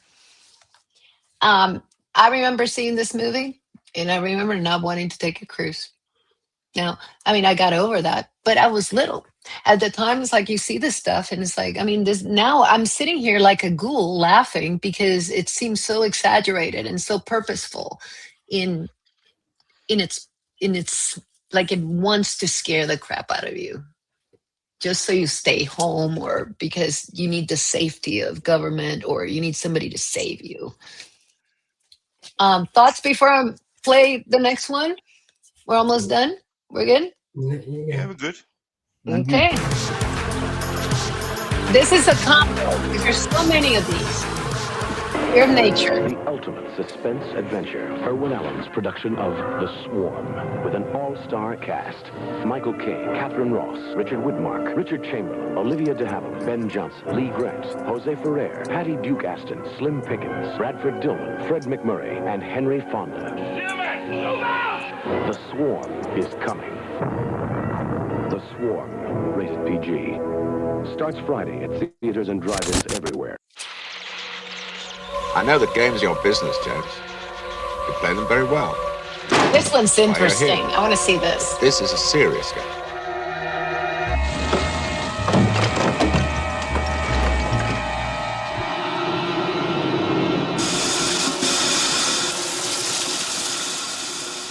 Think of the society with perfect harmony, perfect altruism and self-sacrifice, perfect division of labor, organized for preordained roles. What is it? Think of the building of elaborate and complex structures according to plans that they know nothing of. They let the others go free? Think of their ability to evolve and adapt in ways that are so beautiful, but still so unknown, and all contained in one simple form. They wanted us. So defenseless in the individual, so powerful in the mass. Okay. Emotion. I want to pause that for a minute because I found that one really interesting because phase 4 is categorized as silent systemic takeover by non-human intelligence. Be interesting to watch that. I haven't seen that one. I want to see it. I found it while I was doing research for this, but this looks fascinating. Has anybody seen this movie? No, sorry, Chrissy. Oh, it's okay. I think that one sounds awesome. I remember when movies, Hellfire is so true. Yeah, they were, Movies. old movies were way better. I actually tried to make them artistic instead of just putting images in your eyeballs. Exactly. There was so much symbology, so much, that movie looks really good. That almost reminds me of Kubrick 2001 a little bit in its style. Yeah, so I want to see this one because it deals with non-human intelligence. How do we deal with ants that could, you see ants and they have a society, you can't understand them, but they definitely talk to each other. They're organized. What if they were smarter than us? Anyway, here's more on the nature side. There was so many movies about rabbits that took over, ants that took over. Ben, the rat Ben, not Benny. Ben the rat Ben. Ben the two of us. You're Michael Jackson sang this theme to that The Fly, that was a good one. The Fly, that's a great one. They did it for everything. It's like they found the formula and they just made it work, Okay, here comes some more. Grizzly. A motion picture is coming. I remember that that. does not cater to fantasy. You will see nature's most savage man-eating animal. By its size alone, it can overpower and devour any human. Grizzly. Over 18 feet tall, over 2,000 pounds. The largest carnivorous ground beast in the world. Because the campers come in here, they leave food around, the bears get the smell of it, and that's it. Well, this is different. This bum's eating his victims. Anyone is fair game, because this grizzly preys on the easiest food of all, man. 18 feet of man-eating, gut-crunching terror. The deadliest jaws on land belong to Grizzly. I love that one. Did you ever see Grizzly Man? I'm going to take this off because I want to forward a little bit. Did you guys ever see Grizzly Man? That was a documentary. No? No. No one? No, ma'am. Seriously, man, this guy actually went up and spent time with bears and winds up getting eaten by them, by one of them.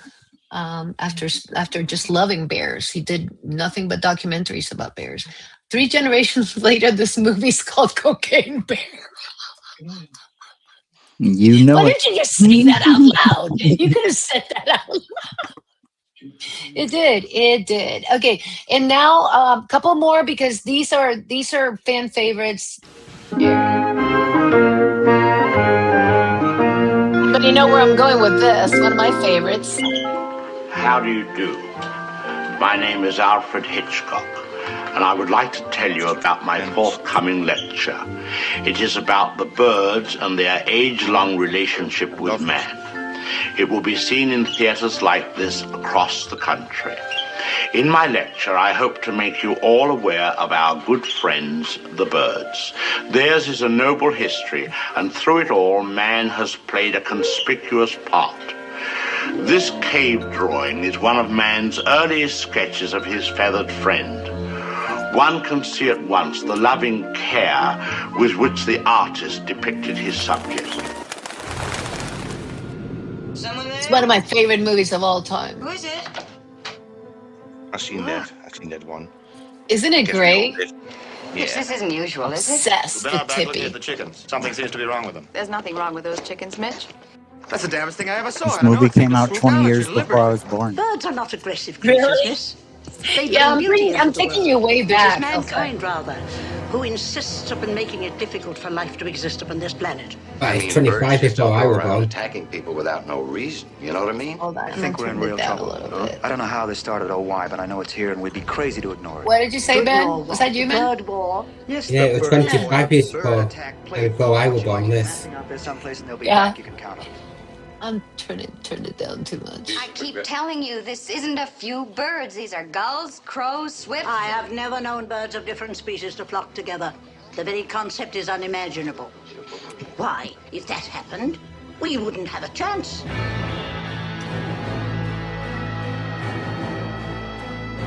So awesome. Get yourselves guns and wipe them off the face of the earth. The last ones are my favorite, so I'm gonna let him play because these are awesome. Thus saith the Lord God unto the mountains and the hills and the rivers and the valleys. Behold, I, even I, shall bring a sword upon you, and I will devastate your high places.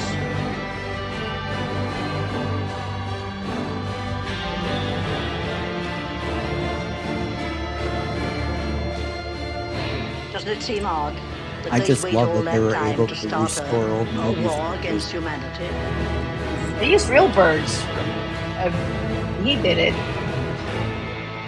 Hitchcock Do you was. think they were out He was there? not I a think they were nice after person. children. For what purpose? To kill them. I love Tippi Hedren. And who doesn't love this?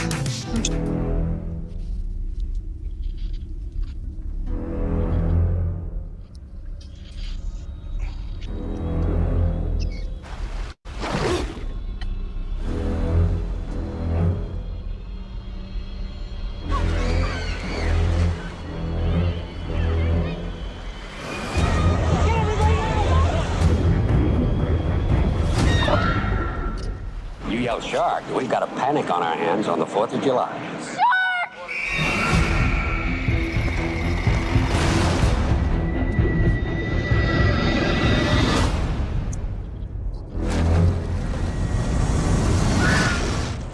Yeah, they're all gonna die.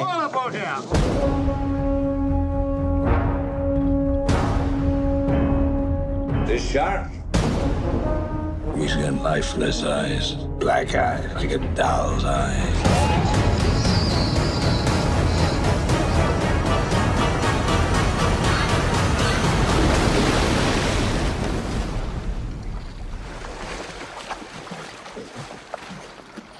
You're gonna need a bigger boat. So awesome. Here's your movie, Georgie.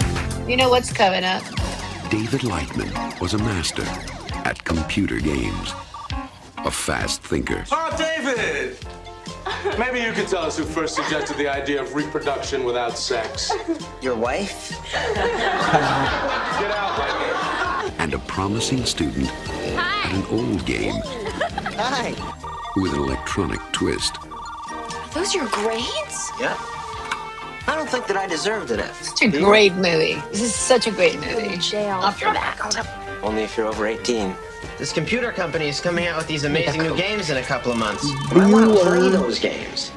Wow. What? We got something. He found the right code word to play the game, We're in. but it was the wrong computer. Shall we play a game? How could I ask you that? How about mobile, thermonuclear war? Fine. All right.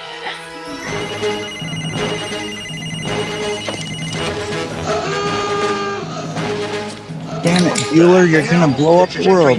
For multiple impact re-entry vehicles. Bueller. I don't know, but it's great. Bueller. All stations, this is Crystal Palace. I wonder if I should use my subs. 22 Typhoon-class submarines departing Petropavlovsk. What in the hell's happening here? Oh my God. Shall we play? I have 7, correction 8. That's 8 Redbirds. Get on the sack. Tell them to flush the bombers. Russians are still denying everything, sir. Who are you working with? Nobody. Why don't I believe you? Overday, we have Soviet missile warning. Placed under arrest pending indictment for espionage. Espionage? Confidence is high. I repeat, confidence is high. Cobra Dane, is this an exercise? Negative, this is not an exercise. Get me the president on the horn. It's still playing the game. It's gonna start a war. Close up the mouth. Yeah, shit, the early 80s, that would have been the height of the Cold War. War games. Yeah. I Playing love how soon the at a voices, theater like near you. all computers have that voice. And the final one that everybody fears. Skynet. In the 21st century, a weapon The will first be one was invented so awesome. like no other. Terminator. Oh my This God. weapon will be powerful, versatile, and indestructible. It can't be reasoned with. It can't be bargained with. It will feel no pity, no remorse, no pain. I think the same dude did the voiceover for It every will have movie only trailer. one purpose: Like, hold to on. return to the present. What'd you say? So I think the same guy did the voiceover for every movie trailer in the 80s. Right, I really do think that they did have one guy that was like, he seemed to have that perfect voice, and now, I mean, it was the world before AI. They did need somebody to say that. It's really cool. This weapon will be called the Terminator. You're dead, honey.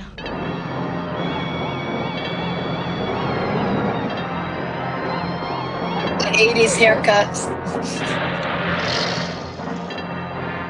What day is it? The date? 12th May, Thursday. What year?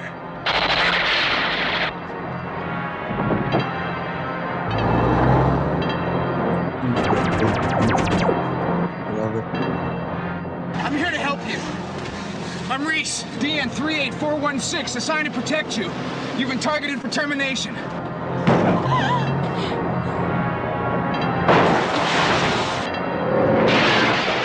Why does it want me? Why me?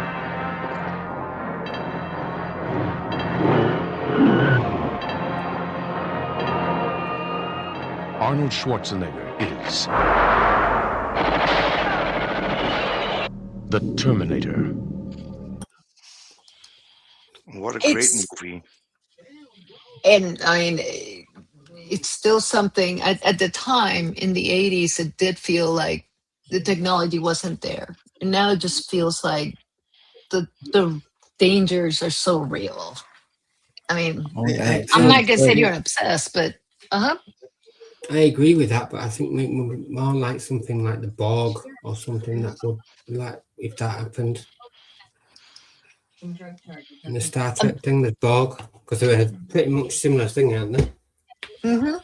yeah, I mean, I think this is a threat that could happen at any point. It's like something that we're playing with fire with AI. So, you know, And so I want to finish this up because I do want to let you guys, we're going to do a quick view of some really cool videos, but I want to kind of close this up with, so we got the disaster movies, right? Now, here's the danger. News and social media do not close the loop.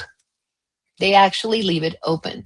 So anticipation rises, expectation forms. Partial information arrives, sound familiar? 2017 with the UFOs, make us feel like something's coming. Then disappointment occurs.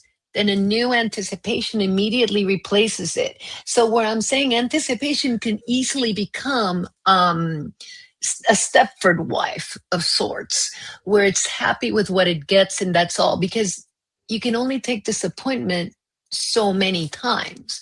So disappointment is the one that's like you learn the lessons through disappointment.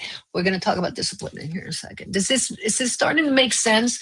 Kind of looping from disaster movies from a safe testing ground to you're going to feel this every day.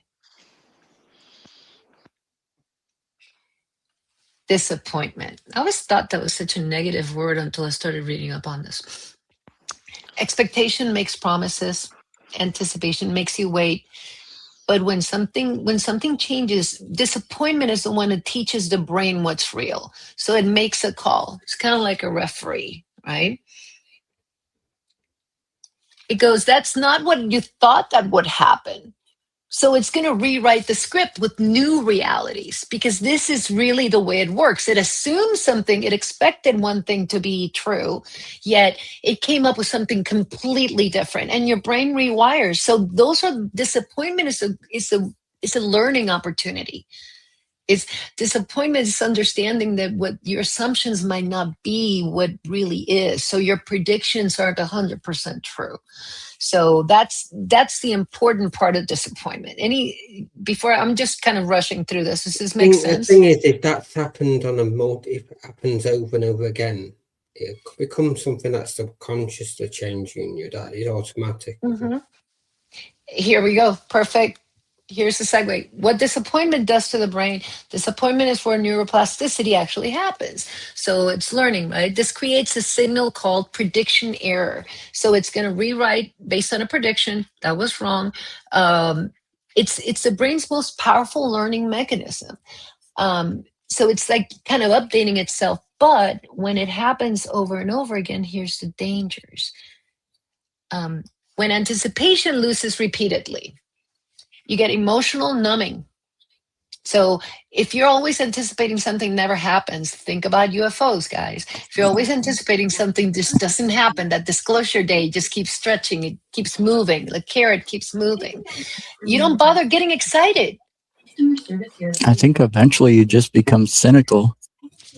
Exactly. That's exactly the point. People stop taking risks. They don't try new things.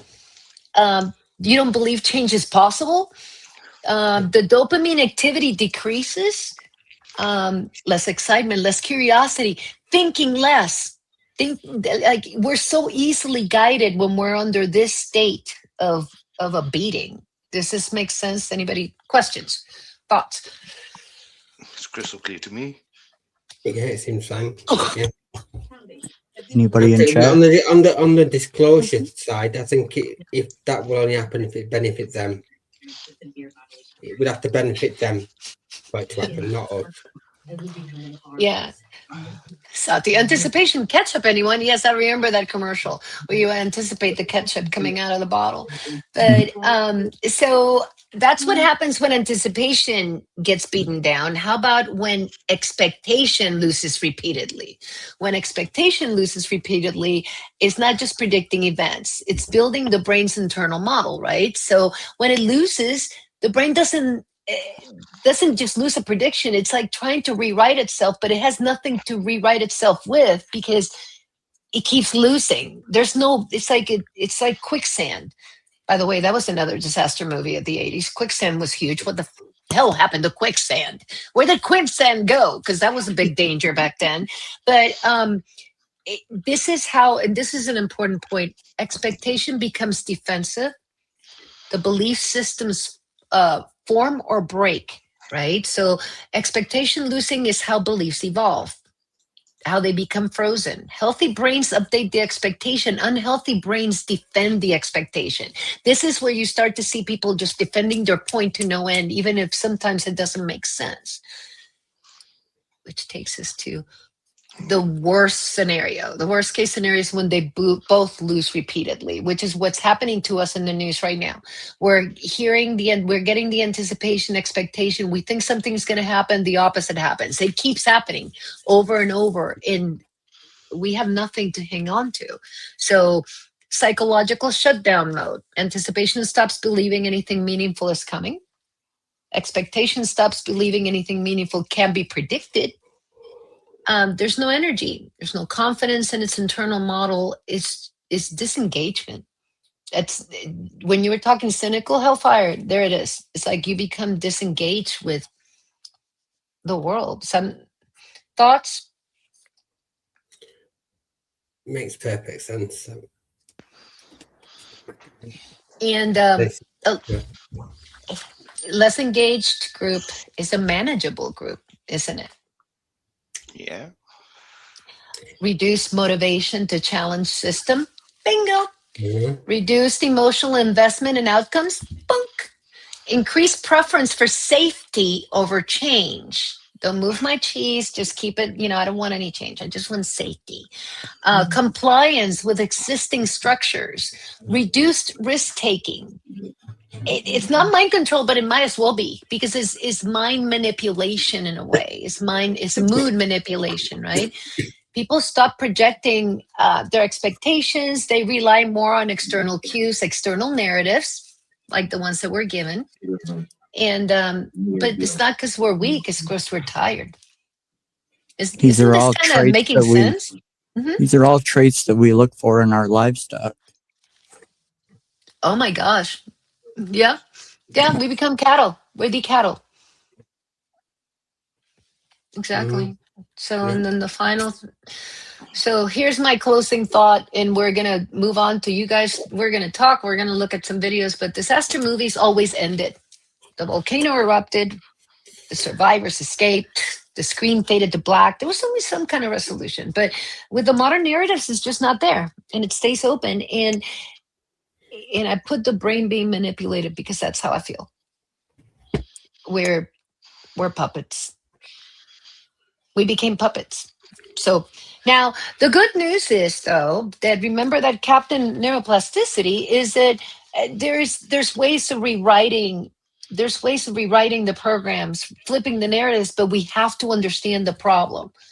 And that's where I'm like looking back at historically disaster movies to today, to where we are now, to where they want to take us. We just have to be really careful because they're driving us. Thoughts? You've got to notice when it gets too much.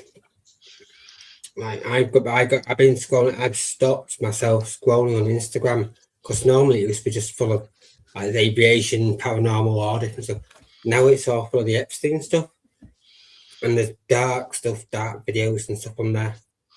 And I just stop. I come up. I stop myself. You have to, because I'll tell you my concern now. My concern is that all the stuff that was in the dark web as well is now being morphed with the releases of information, and they're potentially putting it in there, and I don't know what to trust. And if I don't know what to trust, and we're doing all this research, can you imagine the casual people that just happen to bump into some of these horrors and don't understand what's what? And they're like, that's ontological shock. People we talk about UFOs. They have to be held to justice. This has to. If it brings us down, it brings the house down, everything down. Bring it down. Both sides. I don't care if it's left, right, any of them. They all need to be brought down if that's the case. If what's happened, if it's true. And that's my see on it. You can't justify that sort of stuff. Exactly. Hellfire, Marcel, what are thoughts? I want to make sure people get information. It's like, how do I deal with this? How do you guys deal with it? Well, unfortunately, guys, the only difference between communism and capitalism is communists don't try to hide the propaganda. Good point. Well, there is our propaganda. We're doing what the communist. We've done exactly what the communists have done. And all the war crimes since World War II we've done. And No most difference. of mainstream media is designed to brainwash you. Yeah, I totally agree with that. Here's Marley says, life without expectation if possible. It's interesting. It's like, how much can you go through life and just kind of be in that Zen mode and not, not have higher and literally lower your expectations? Is that the key? Does lowering your expectation really kind of make you less, I don't know. It's like, I don't want to be less engaged, but I don't want to be obsessed with disaster. I want to be engaged with the world and help people, but you go into X, you can't avoid it. You can't. It hits you in the face before you can even skip it. I think there's a lot of narrative to it. There's always two sides to a story. You can go on certain websites and the same story spun 12 different times, different ways. This is why I try and get my news from different sources. Our news in UK, your news. I also use the ones in Al Jazeera. There's the first post in all of them, and I try to get different sides, even if I don't agree with it or like the side. I try and listen to it at least, and I get a more bigger picture of what really is happening. I think if anything you can do, try and take a step back and look at the bigger picture. Try from an outsider's perspective is probably the best. Yeah. Now, let me ask Hellfire and Marcel, you guys spend a lot of, like, Ben doesn't hang out on X because you don't hang out on X, right, Ben? No. Yeah. But Marcel and Hellfire do. How do you guys manage your feeds? How do you control information from just slapping you in the face and having a negative effect? The only thing why I got X is to communicate with you guys. I don't follow the feeds. I follow 14 people and you're all here, and that's it. That's the sole reason I got X. I don't do Facebook, TikTok, whatever. I can't filter out what's real or what's not real, what's AI. So I quit doing all that stuff. I just want good conversation with you guys, and I talk a lot with Mr. Hellfire, of course. But I leave the politics out. I just listen to it. And about those Epstein files, it's disgusting what's happening. The whole world is involved in that. Something has to change, but how can we do that? Our little group, 14 people, how can we change the world to make them accountable for the shit they do? But shit is an understatement. Marcel, what the thing is, I've mentioned to Chris earlier, the things that are in the Epstein files, all is happening on the dark web as it is already. Everything that's in there has been happening on the dark web for years. I've seen it myself. So, and you've got to have money to get into these places. So it's always the people with money. Yeah, you're right. And money is power, and the other side of power is to keep people afraid. For anything you showed us tonight, even AI makes us scary for the internet. In fact, in my opinion, it's the same shit that the church did in the past. They kept the people poor and afraid. Now our government is doing that. Exactly. It's like they want you docile, agreeable, and too stressed out to think. Like, they just want you to give up the opinions to them thinking for you, and they'll do the best for you. However, we're seeing now, and a lot of us, you got to think, you guys, we've been in this game because of UFOs for a long time, right? Like, conspiracy theories is something we play around on a daily, but not everybody out there does. This is so confusing. It's bad enough for them to understand aliens. Cannibals? The horrifying things? If the files are true, that just proves almost every conspiracy that's out there is real. It's almost. There's odd ones that are just stupid, but there is a lot of some dark ones out there. And Marley says, Marcel, as long as we use our voice to speak up, we're going to crumble the narrative together. She's been living with this for 59 years. So don't think that 14 people can't make a difference, because you got to think, we did learn love is more, is stronger than hate, right? Sure. Knowledge is stronger than ignorance. So we're learning how we're being played, right? We pass it on. I mean, that's how. Think about organizations like Alcoholics Anonymous. Pass on the message. You pass it on, but look how big it grew, right? It's the ripples that we're able to do. Marcel, you're on one side of the country. I don't even talk to people. You have interactions with people. Pass on the message. Pass on a message of love. Pass on a message of awareness. I do, but who listens to you, to me, is only a select group that is awakened, like Matty says. Who listens to us? The group is too small. Most people, in my opinion, are just sheep who follow the big leader. Talking. People aren't talking. We're not talking. That's why they're trying to divide us. We've been divided, so we don't talk, and then we don't come together. I totally agree, Ben. Totally agree. It's hard. It's terrible, but it's true. Tribalism. Even the internet is divided. Hmm? We don't see all the people on the internet. We only see. Our community for UFOs fell apart. Everybody freaking broke up. It all broke up and went different directions. I mean, but it's happening to all the communities. I see it. It's just a matter of topic. It's just bubbles of people are being broken up. Why? Because they don't want unity, for the exact reason you said, Marcel. It's only 14 of us, right? Because we can't get more people engaged. Because people are so exhausted of the problems. They want to take a vacation from their problems. Yeah. And is the majority of the people, don't they feel like they want to lead, to follow someone, a leader? I don't need a leader. I live my own life with my own thoughts. That's why I'm here. But the most of the people have to follow our sheeps in a flock, To think out of the box is scary. But that's what they want you to. That's exactly the state that they want us in. To be honest, they just want, they want us to feel that way. They want us to feel like we can't make a difference. Remember when we were talking about the characteristics of too much cortisol? Is that you think you can't do anything. You think you can't, make change. Create bridges as opposed to creating gaps. We are one and we must build a bridge. And that's why we have to stick together. The groups that are have the same feelings about this stuff. Let's stick together. That's our little bit of power that we got, and we can help each other in dark days, in happy days. Amen, Marcel. What you say? Amen, man. Thanks, Hellfire. We said amen. The thing is, people do have opposite views on some political aspects, but I bet there is some common ground in everyone. But we aren't finding that.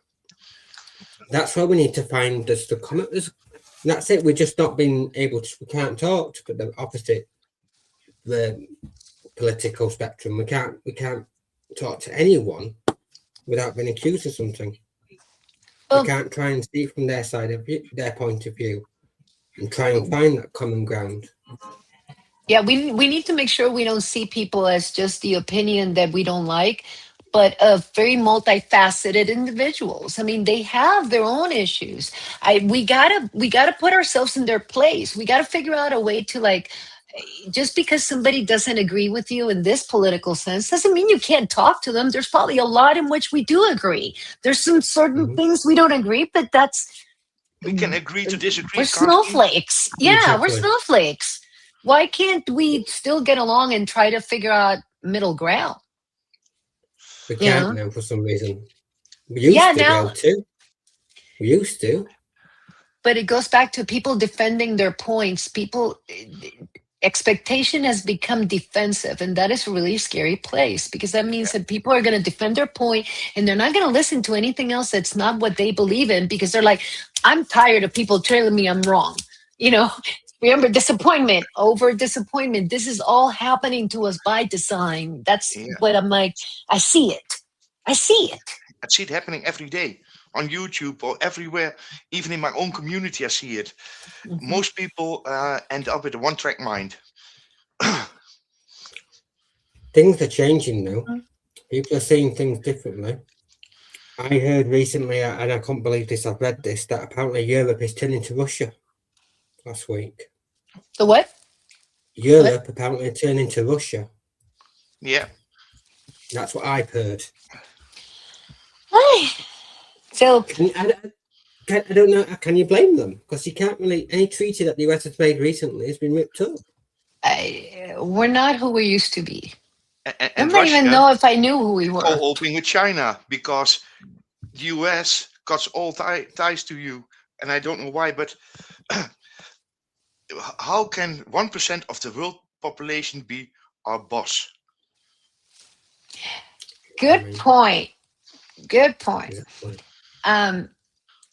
There's got to be a way out of this. I know, I think George was talking about protests and stuff, but then that's another thing that's under attack here in this country is protests. You can get sucked in and arrested, you know. They're going to kill you, beat the poop out of you. Yeah. And what did you gain? Nothing. It's like, we got to figure out, we got to be more strategic. And that is why on a daily basis, I'm looking at how are they messing with my head? Because the prize is the mind, guys. The prize is the mind. The brain is the bouncer. The brain is what lets things in, what writes the reality. We got to figure out how to shape, like take control back of that brain and make sure that we're feeding it the right thing. It's like, it's like we're eating Doritos every day. It's just, sorry. Raise your head up, stand up. Don't follow, it sounds weird maybe, don't follow the cult leaders. And in my opinion, there are so many cult leaders in this world. If you believe in this or that, it's all like a cult. Just do your own thing like I do, like Mr. Hellfire do. And I don't criticize nobody, but I try to help him. He tries to help me. We build each other up. You know what I mean? I 100% agree. That's a lovely. So we need to, and I know they're starting to get late, but I want to show the videos for Ben. I want to talk about, I want to let Ben talk. He has a little update. So we're going to let Ben take over. Take it away, Ben. Take it away, Ben. How do you want to do this? Do you want me to play your videos first? Take us for a little ride? Yeah. Okay, I'm going to go get the drone videos. Hold on a second. Do you want to play them little videos that just show you the difference between what we're being told about Russia and what we're not? I have those, haven't downloaded them, but I can play them online. Hold on. But I just don't know. Do you think I'm going to get busted for... 30 seconds. They're only little short. They're little. Okay, cool. Let me go ahead and first do these video pops. So, okay, so just to make sure, I'm going to play, set us up here. So I'm going to play the one that says South York. Oh, that's a drone video, South Yorkshire. These are in Yorkshire. Can I play it? Is that okay? Okay, let me go ahead and play that. It's just a drone video. This is Ben's, you guys.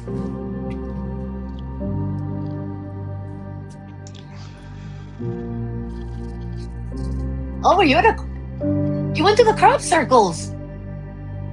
I hadn't seen it yet. Wow.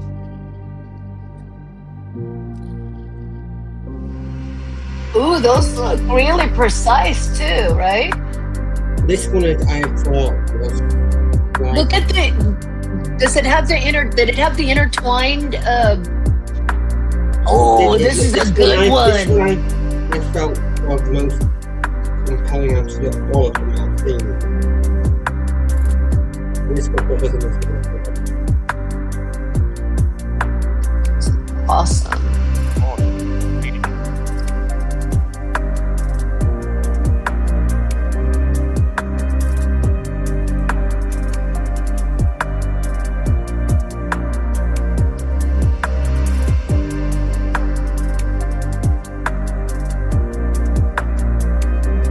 How far from you is is this? This is about a 40-minute drive. I'm sorry, let me turn it down. Say that again? It's about a 40-minute drive, is this? Not far. Wow. This is beautiful. Look at that.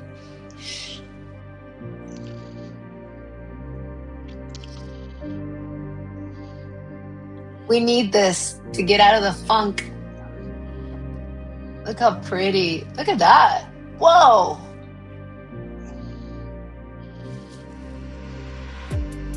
That's cool. Amazing. Wow. Look at that. That magic's just sitting right there next to that street. People are driving, it's like right there.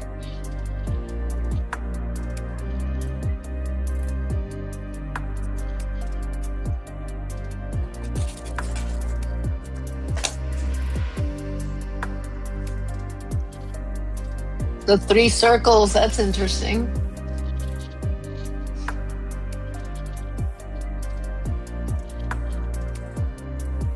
That's so cool.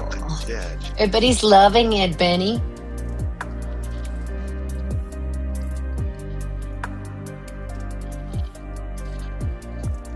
I got one more. I'm gonna play the second. The next. Yeah, that's that. Okay, let me play the next one. Let me take that off. And let me present. And you know how Isn't to that operate the cool? phone, Ben. Nice. The next one is I took in my hometown. Like the closest town to me is Pontefract. Town this where one. the Black Monk is based. Hold on, let me turn it down. Where is this? Tell us again. It's Pontefract, where the Black Monk of Pontefract, and his driver is meant to be. It's here. Oh. Oh, what a pretty place, man. Damn, I want a drone so bad. This is cool.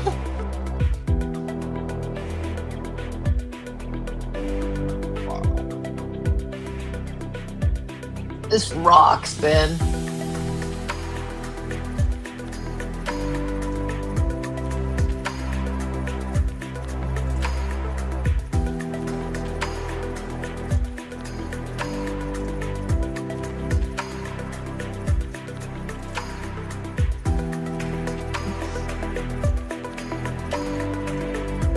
Interesting.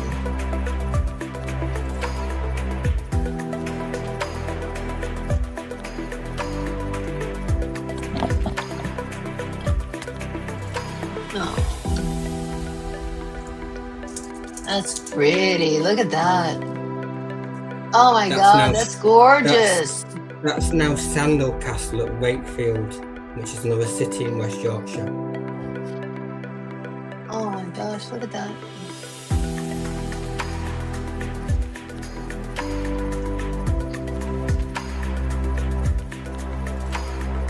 Amazing footage, Ben. That's so awesome, Betty.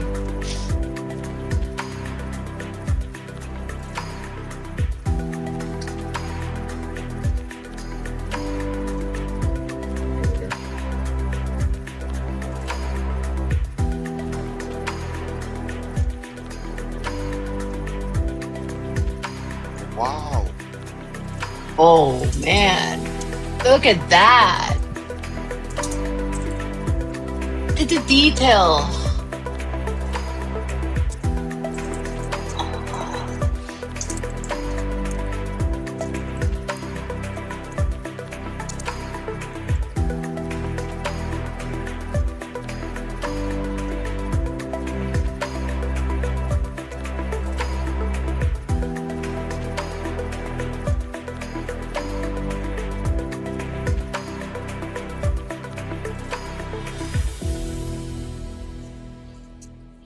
Oh, I love that one. That's so pretty. I hadn't seen that anywhere. That's so cool. I didn't know that. I hadn't seen that particular crop circle. We get them. They're not just based down in Wiltshire. They are seen all over here. So do people call you and tell you that there's a crop circle, or? No, it's just I generally see them on forums and things if I see them, and You need to do this, man. Like you need to. People they're need not to pay seen for up- this. This is awesome. They're not seen up here that often, but what they are seen up maybe once or twice a year. Have you ever found one that nobody else has found before? No. Okay, do you want me to play these other videos, or do you want to? Did you want me It's- to play you these can other do. videos to send me? If you want to, you can see what Russia is really like, what we've been told, because I don't think they're on the knees for what you show. So preface. So I'm gonna play. I'm looking at. Hold on. The short Make little sure clips I have from the. Instagram. Yeah, you send me 1, 2, 3, 4, 5 little videos, right? Do any little things from in 30 seconds each, but it just Let me shows go you what ahead and Russia play them. and China are like. Okay. Hold on. Let me. Doo-doo-doo-doo-doo-doo-doo. Hold on. Okay. Share screen. Let me see. Can I share a window? Also share audio. Allow. Let me see if I can. I think this is it. Okay, let me try it. You guys tell me if you can hear this when I play it. Okay. 2 days for the first time, Hold I on. can, after There we go. spending just 2 days up That north one? for the first time, I can now confidently say, Yep. y'all were right. I am officially in love. You guys were some of the most friendly and nicest people I've ever met. It was actually This is just about Yorkshire. To be honest, I This didn't know one. what the fuck y'all were saying half the time, but we Hold can on. definitely work on that. I also didn't think it would be that Hold on. different. Like, bro, we What- only I'm sorry, what did you say? I don't think this one is the one I want to show you. It's just that's Okay, basically which one? the one. It's the other ones that I want you to see. Okay, That one's hold just on. I'm going back there. Hold on, Skippy. There we go. I don't want to. That's the same one, right? Are they different ones? Yeah, they should be. Is this a different one or same one? Yeah, the different ones. Okay, let me go ahead and. No. after spending just 2 No, days this up is the north for the same first one. Hold on. Let me just make sure. It's giving me the I think same they wanna video, see. man. Yeah, it's giving me the same video. I was having trouble with these. Yeah, it's giving me the same video. I'll send you Yeah. the one. So talk to me about what were you trying? What was going on here? Basically, if you type in Moscow, Russian lights on Google or something, that's not a country on its knees at all. We've been told that these countries are on their knees, and they're not. They're doing very well, both of China and Russia. Oh, like we're being given. You're talking about the manipulation of media on our side on how we view what's going on abroad. Yeah, that's what I mean. Yeah. If you look at Russia compared to what the streets and the economy is doing well, it just does not look like a city on its knees at all. None of it does. Well, yeah, that's where it's like we always concern ourselves with countries. We have a vision of these other countries that they don't see the reality, and now it's happening to us. And it was probably happening to us for much longer. We just didn't know. Again, this is about waking up. What we're seeing and the difference is now, Marcel, you're talking about the difference between, like, how do we deal with this now? Well, people are waking up. That's the other angle that we're not taking into consideration, that the people that can handle it are actually waking up. And it's more than these 14 people, in our group. The thing is, we're seeing over here, especially in Europe and in the UK, is that we're seeing that a lot of like high-ranking government officials, CEOs, and that are resigning and having consequences, criminal action brought against them. The US is having little or non-existent any accountability for any of this. Well, something somewhere it has to give, and I think. These files have been out there for a while, right? That's why I'm like, I have a problem with everybody in leadership that ignored this regardless of party. Yeah. I don't care. I don't care what party you were in. This was known. You knew this was happening and you did nothing. So all of them, I'm not happy with any of them. Trump can blame. Trump can blame previous administrations, but yet he's been in before Why didn't you do it on the first term? If Right. that's the case. There's so many people. The thing is that this is not a one-party issue. There's so No, many it's not. people that It's are across the flawed board. across both parties, across countries, in multiple countries, multiple administrations, And multiple. do you know what It's a power thing. It's a Do power you know what I thing. think? That's why we don't get it. We don't have the power. Do you know because Not that- that Maxwell Keyring, that Maxwell, I can never say her name. What we're seeing there with her is a blackmail negotiation in real time. That is what we're going to see with her. Absolutely. She's going to blackmail here him. we go. And he's just gonna clear him. George has something to say. That's not true. They couldn't be released until all investigations were done, and that only happened late 2025. Okay, I'll give it to you, but these lists have been out there for longer than that. No one in the media ever explains that. Okay, that's fair. And I know that there was the case with there was particular open investigations cases that they couldn't talk about some things, but at the same time, we know that on those files, it's not one side, it's all sides. If that's It's the not case, one group's problem, it's more than one group. If that's the case, I'd like to see what cases were open at the time and what. He was probably convictions talking have been about, done. I mean, himself, Epstein had cases against him. Ghislaine had cases against her. There was investigations open from the victims. I mean, I'm assuming that that's where he's coming from, but we're not, I get it, Georgie. Still, I'm just saying it's not one group. It's not a single party issue. It's a power issue, and power goes across. So, okay. So it's almost 5 o'clock, you guys, at least here in Oklahoma. So I am going to go make myself some dinner. So let's talk about what you guys are up to. We haven't heard from Hellfire, Mr. Hellfire, a little flame down there too much. Sorry, I've been messing with sliders this whole time. Oh, I'm sorry. Is everything? Oh, you're good. Are you okay? No, I'm disappearing. Oh no, now you disappeared. Ooh, he's so not okay that he disappeared. He's back. He's coming back. I love this thing. You need to teach me how to do that with Forky, because I want a session with Forky on the side. My little brain. Oh, That's for sure. really I cool. can show you. I like it. You need to show me some stuff. Everybody, please go check out. Hold on. Let me go get your channel, babe. Everybody, I'm going to go ahead and start wrapping it up. Just so what are you up to this week? When are you going to be on again, Mr. Hellfire? And then we're going to go to Marcel and Benny. Well, I got some family stuff going on this week, so probably won't be back until next week, but probably next Friday. And our sincere, we're really sorry about you had some deaths in your family, and we're really sorry. We appreciate you being here today, but we love you very much. We're just sending you love and hugs, man. I know it's been a crazy year. You guys, only February. Only February. It has sucked. Here is Mr.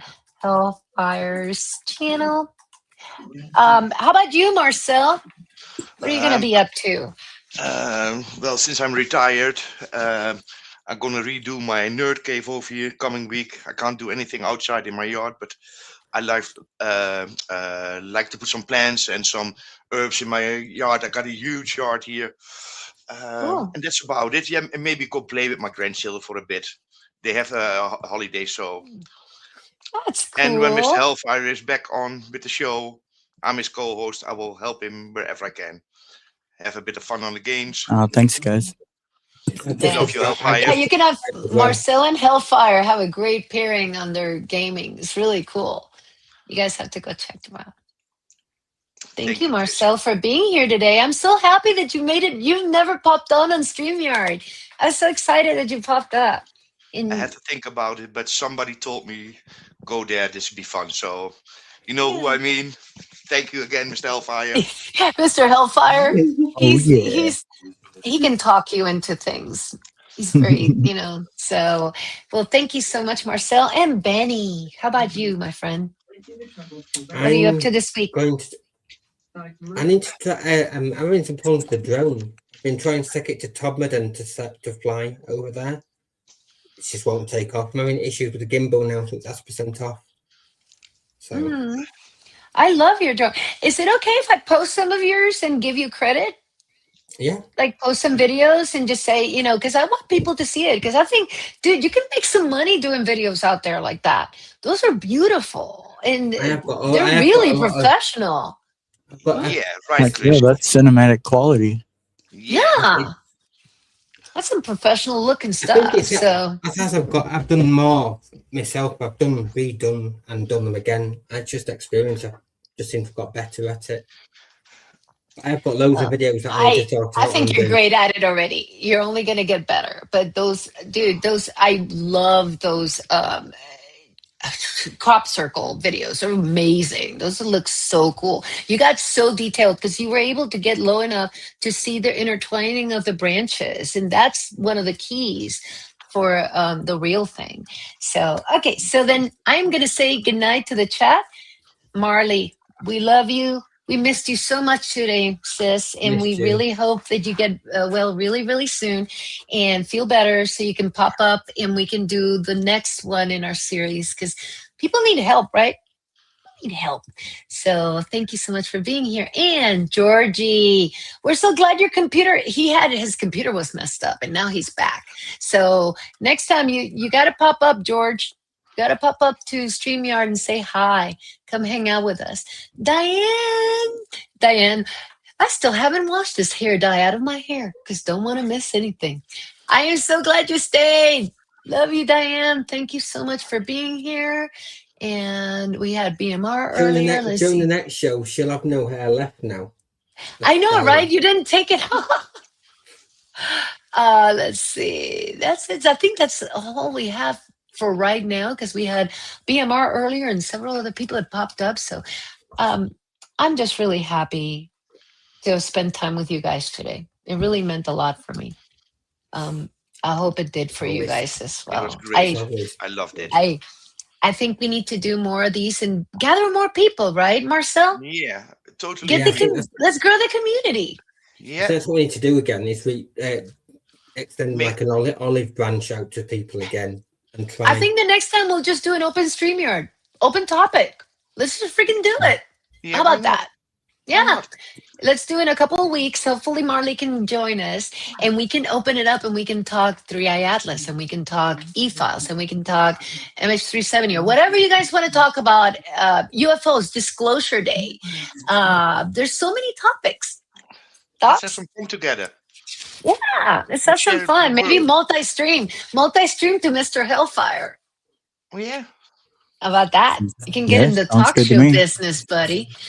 Okay, well, you guys, thank you so much. It's been a pleasure having you guys. And thank you, everybody at home. If you have not subbed to this channel or any of our partner channels, please subscribe. We love your support. And we want to create more videos, more music. Mr. Hellfire does a lot of music as well as gaming. So let's keep up with these creators. And you'll see more videos from Benny. And I'll bring more to you. And hopefully next time it's going to be me and Marley back. And me and Marley and Benny and anybody else that wants to join us. So with that said, I am going to play our outro. The outro, where are you, outro? I gotta find the outro. I'm rusty. When I don't do this all the time, I get really rusty. Hold on. Okay, I think this is it. We'll just do it. Okay, love you. Peace. Have a great day. You guys, I'm going to put you backstage and say goodnight here in a minute, okay? Just wait for me there. Okay. Bye, Marcel. Bye, Hellfire. Bye, Benny. And bye, me.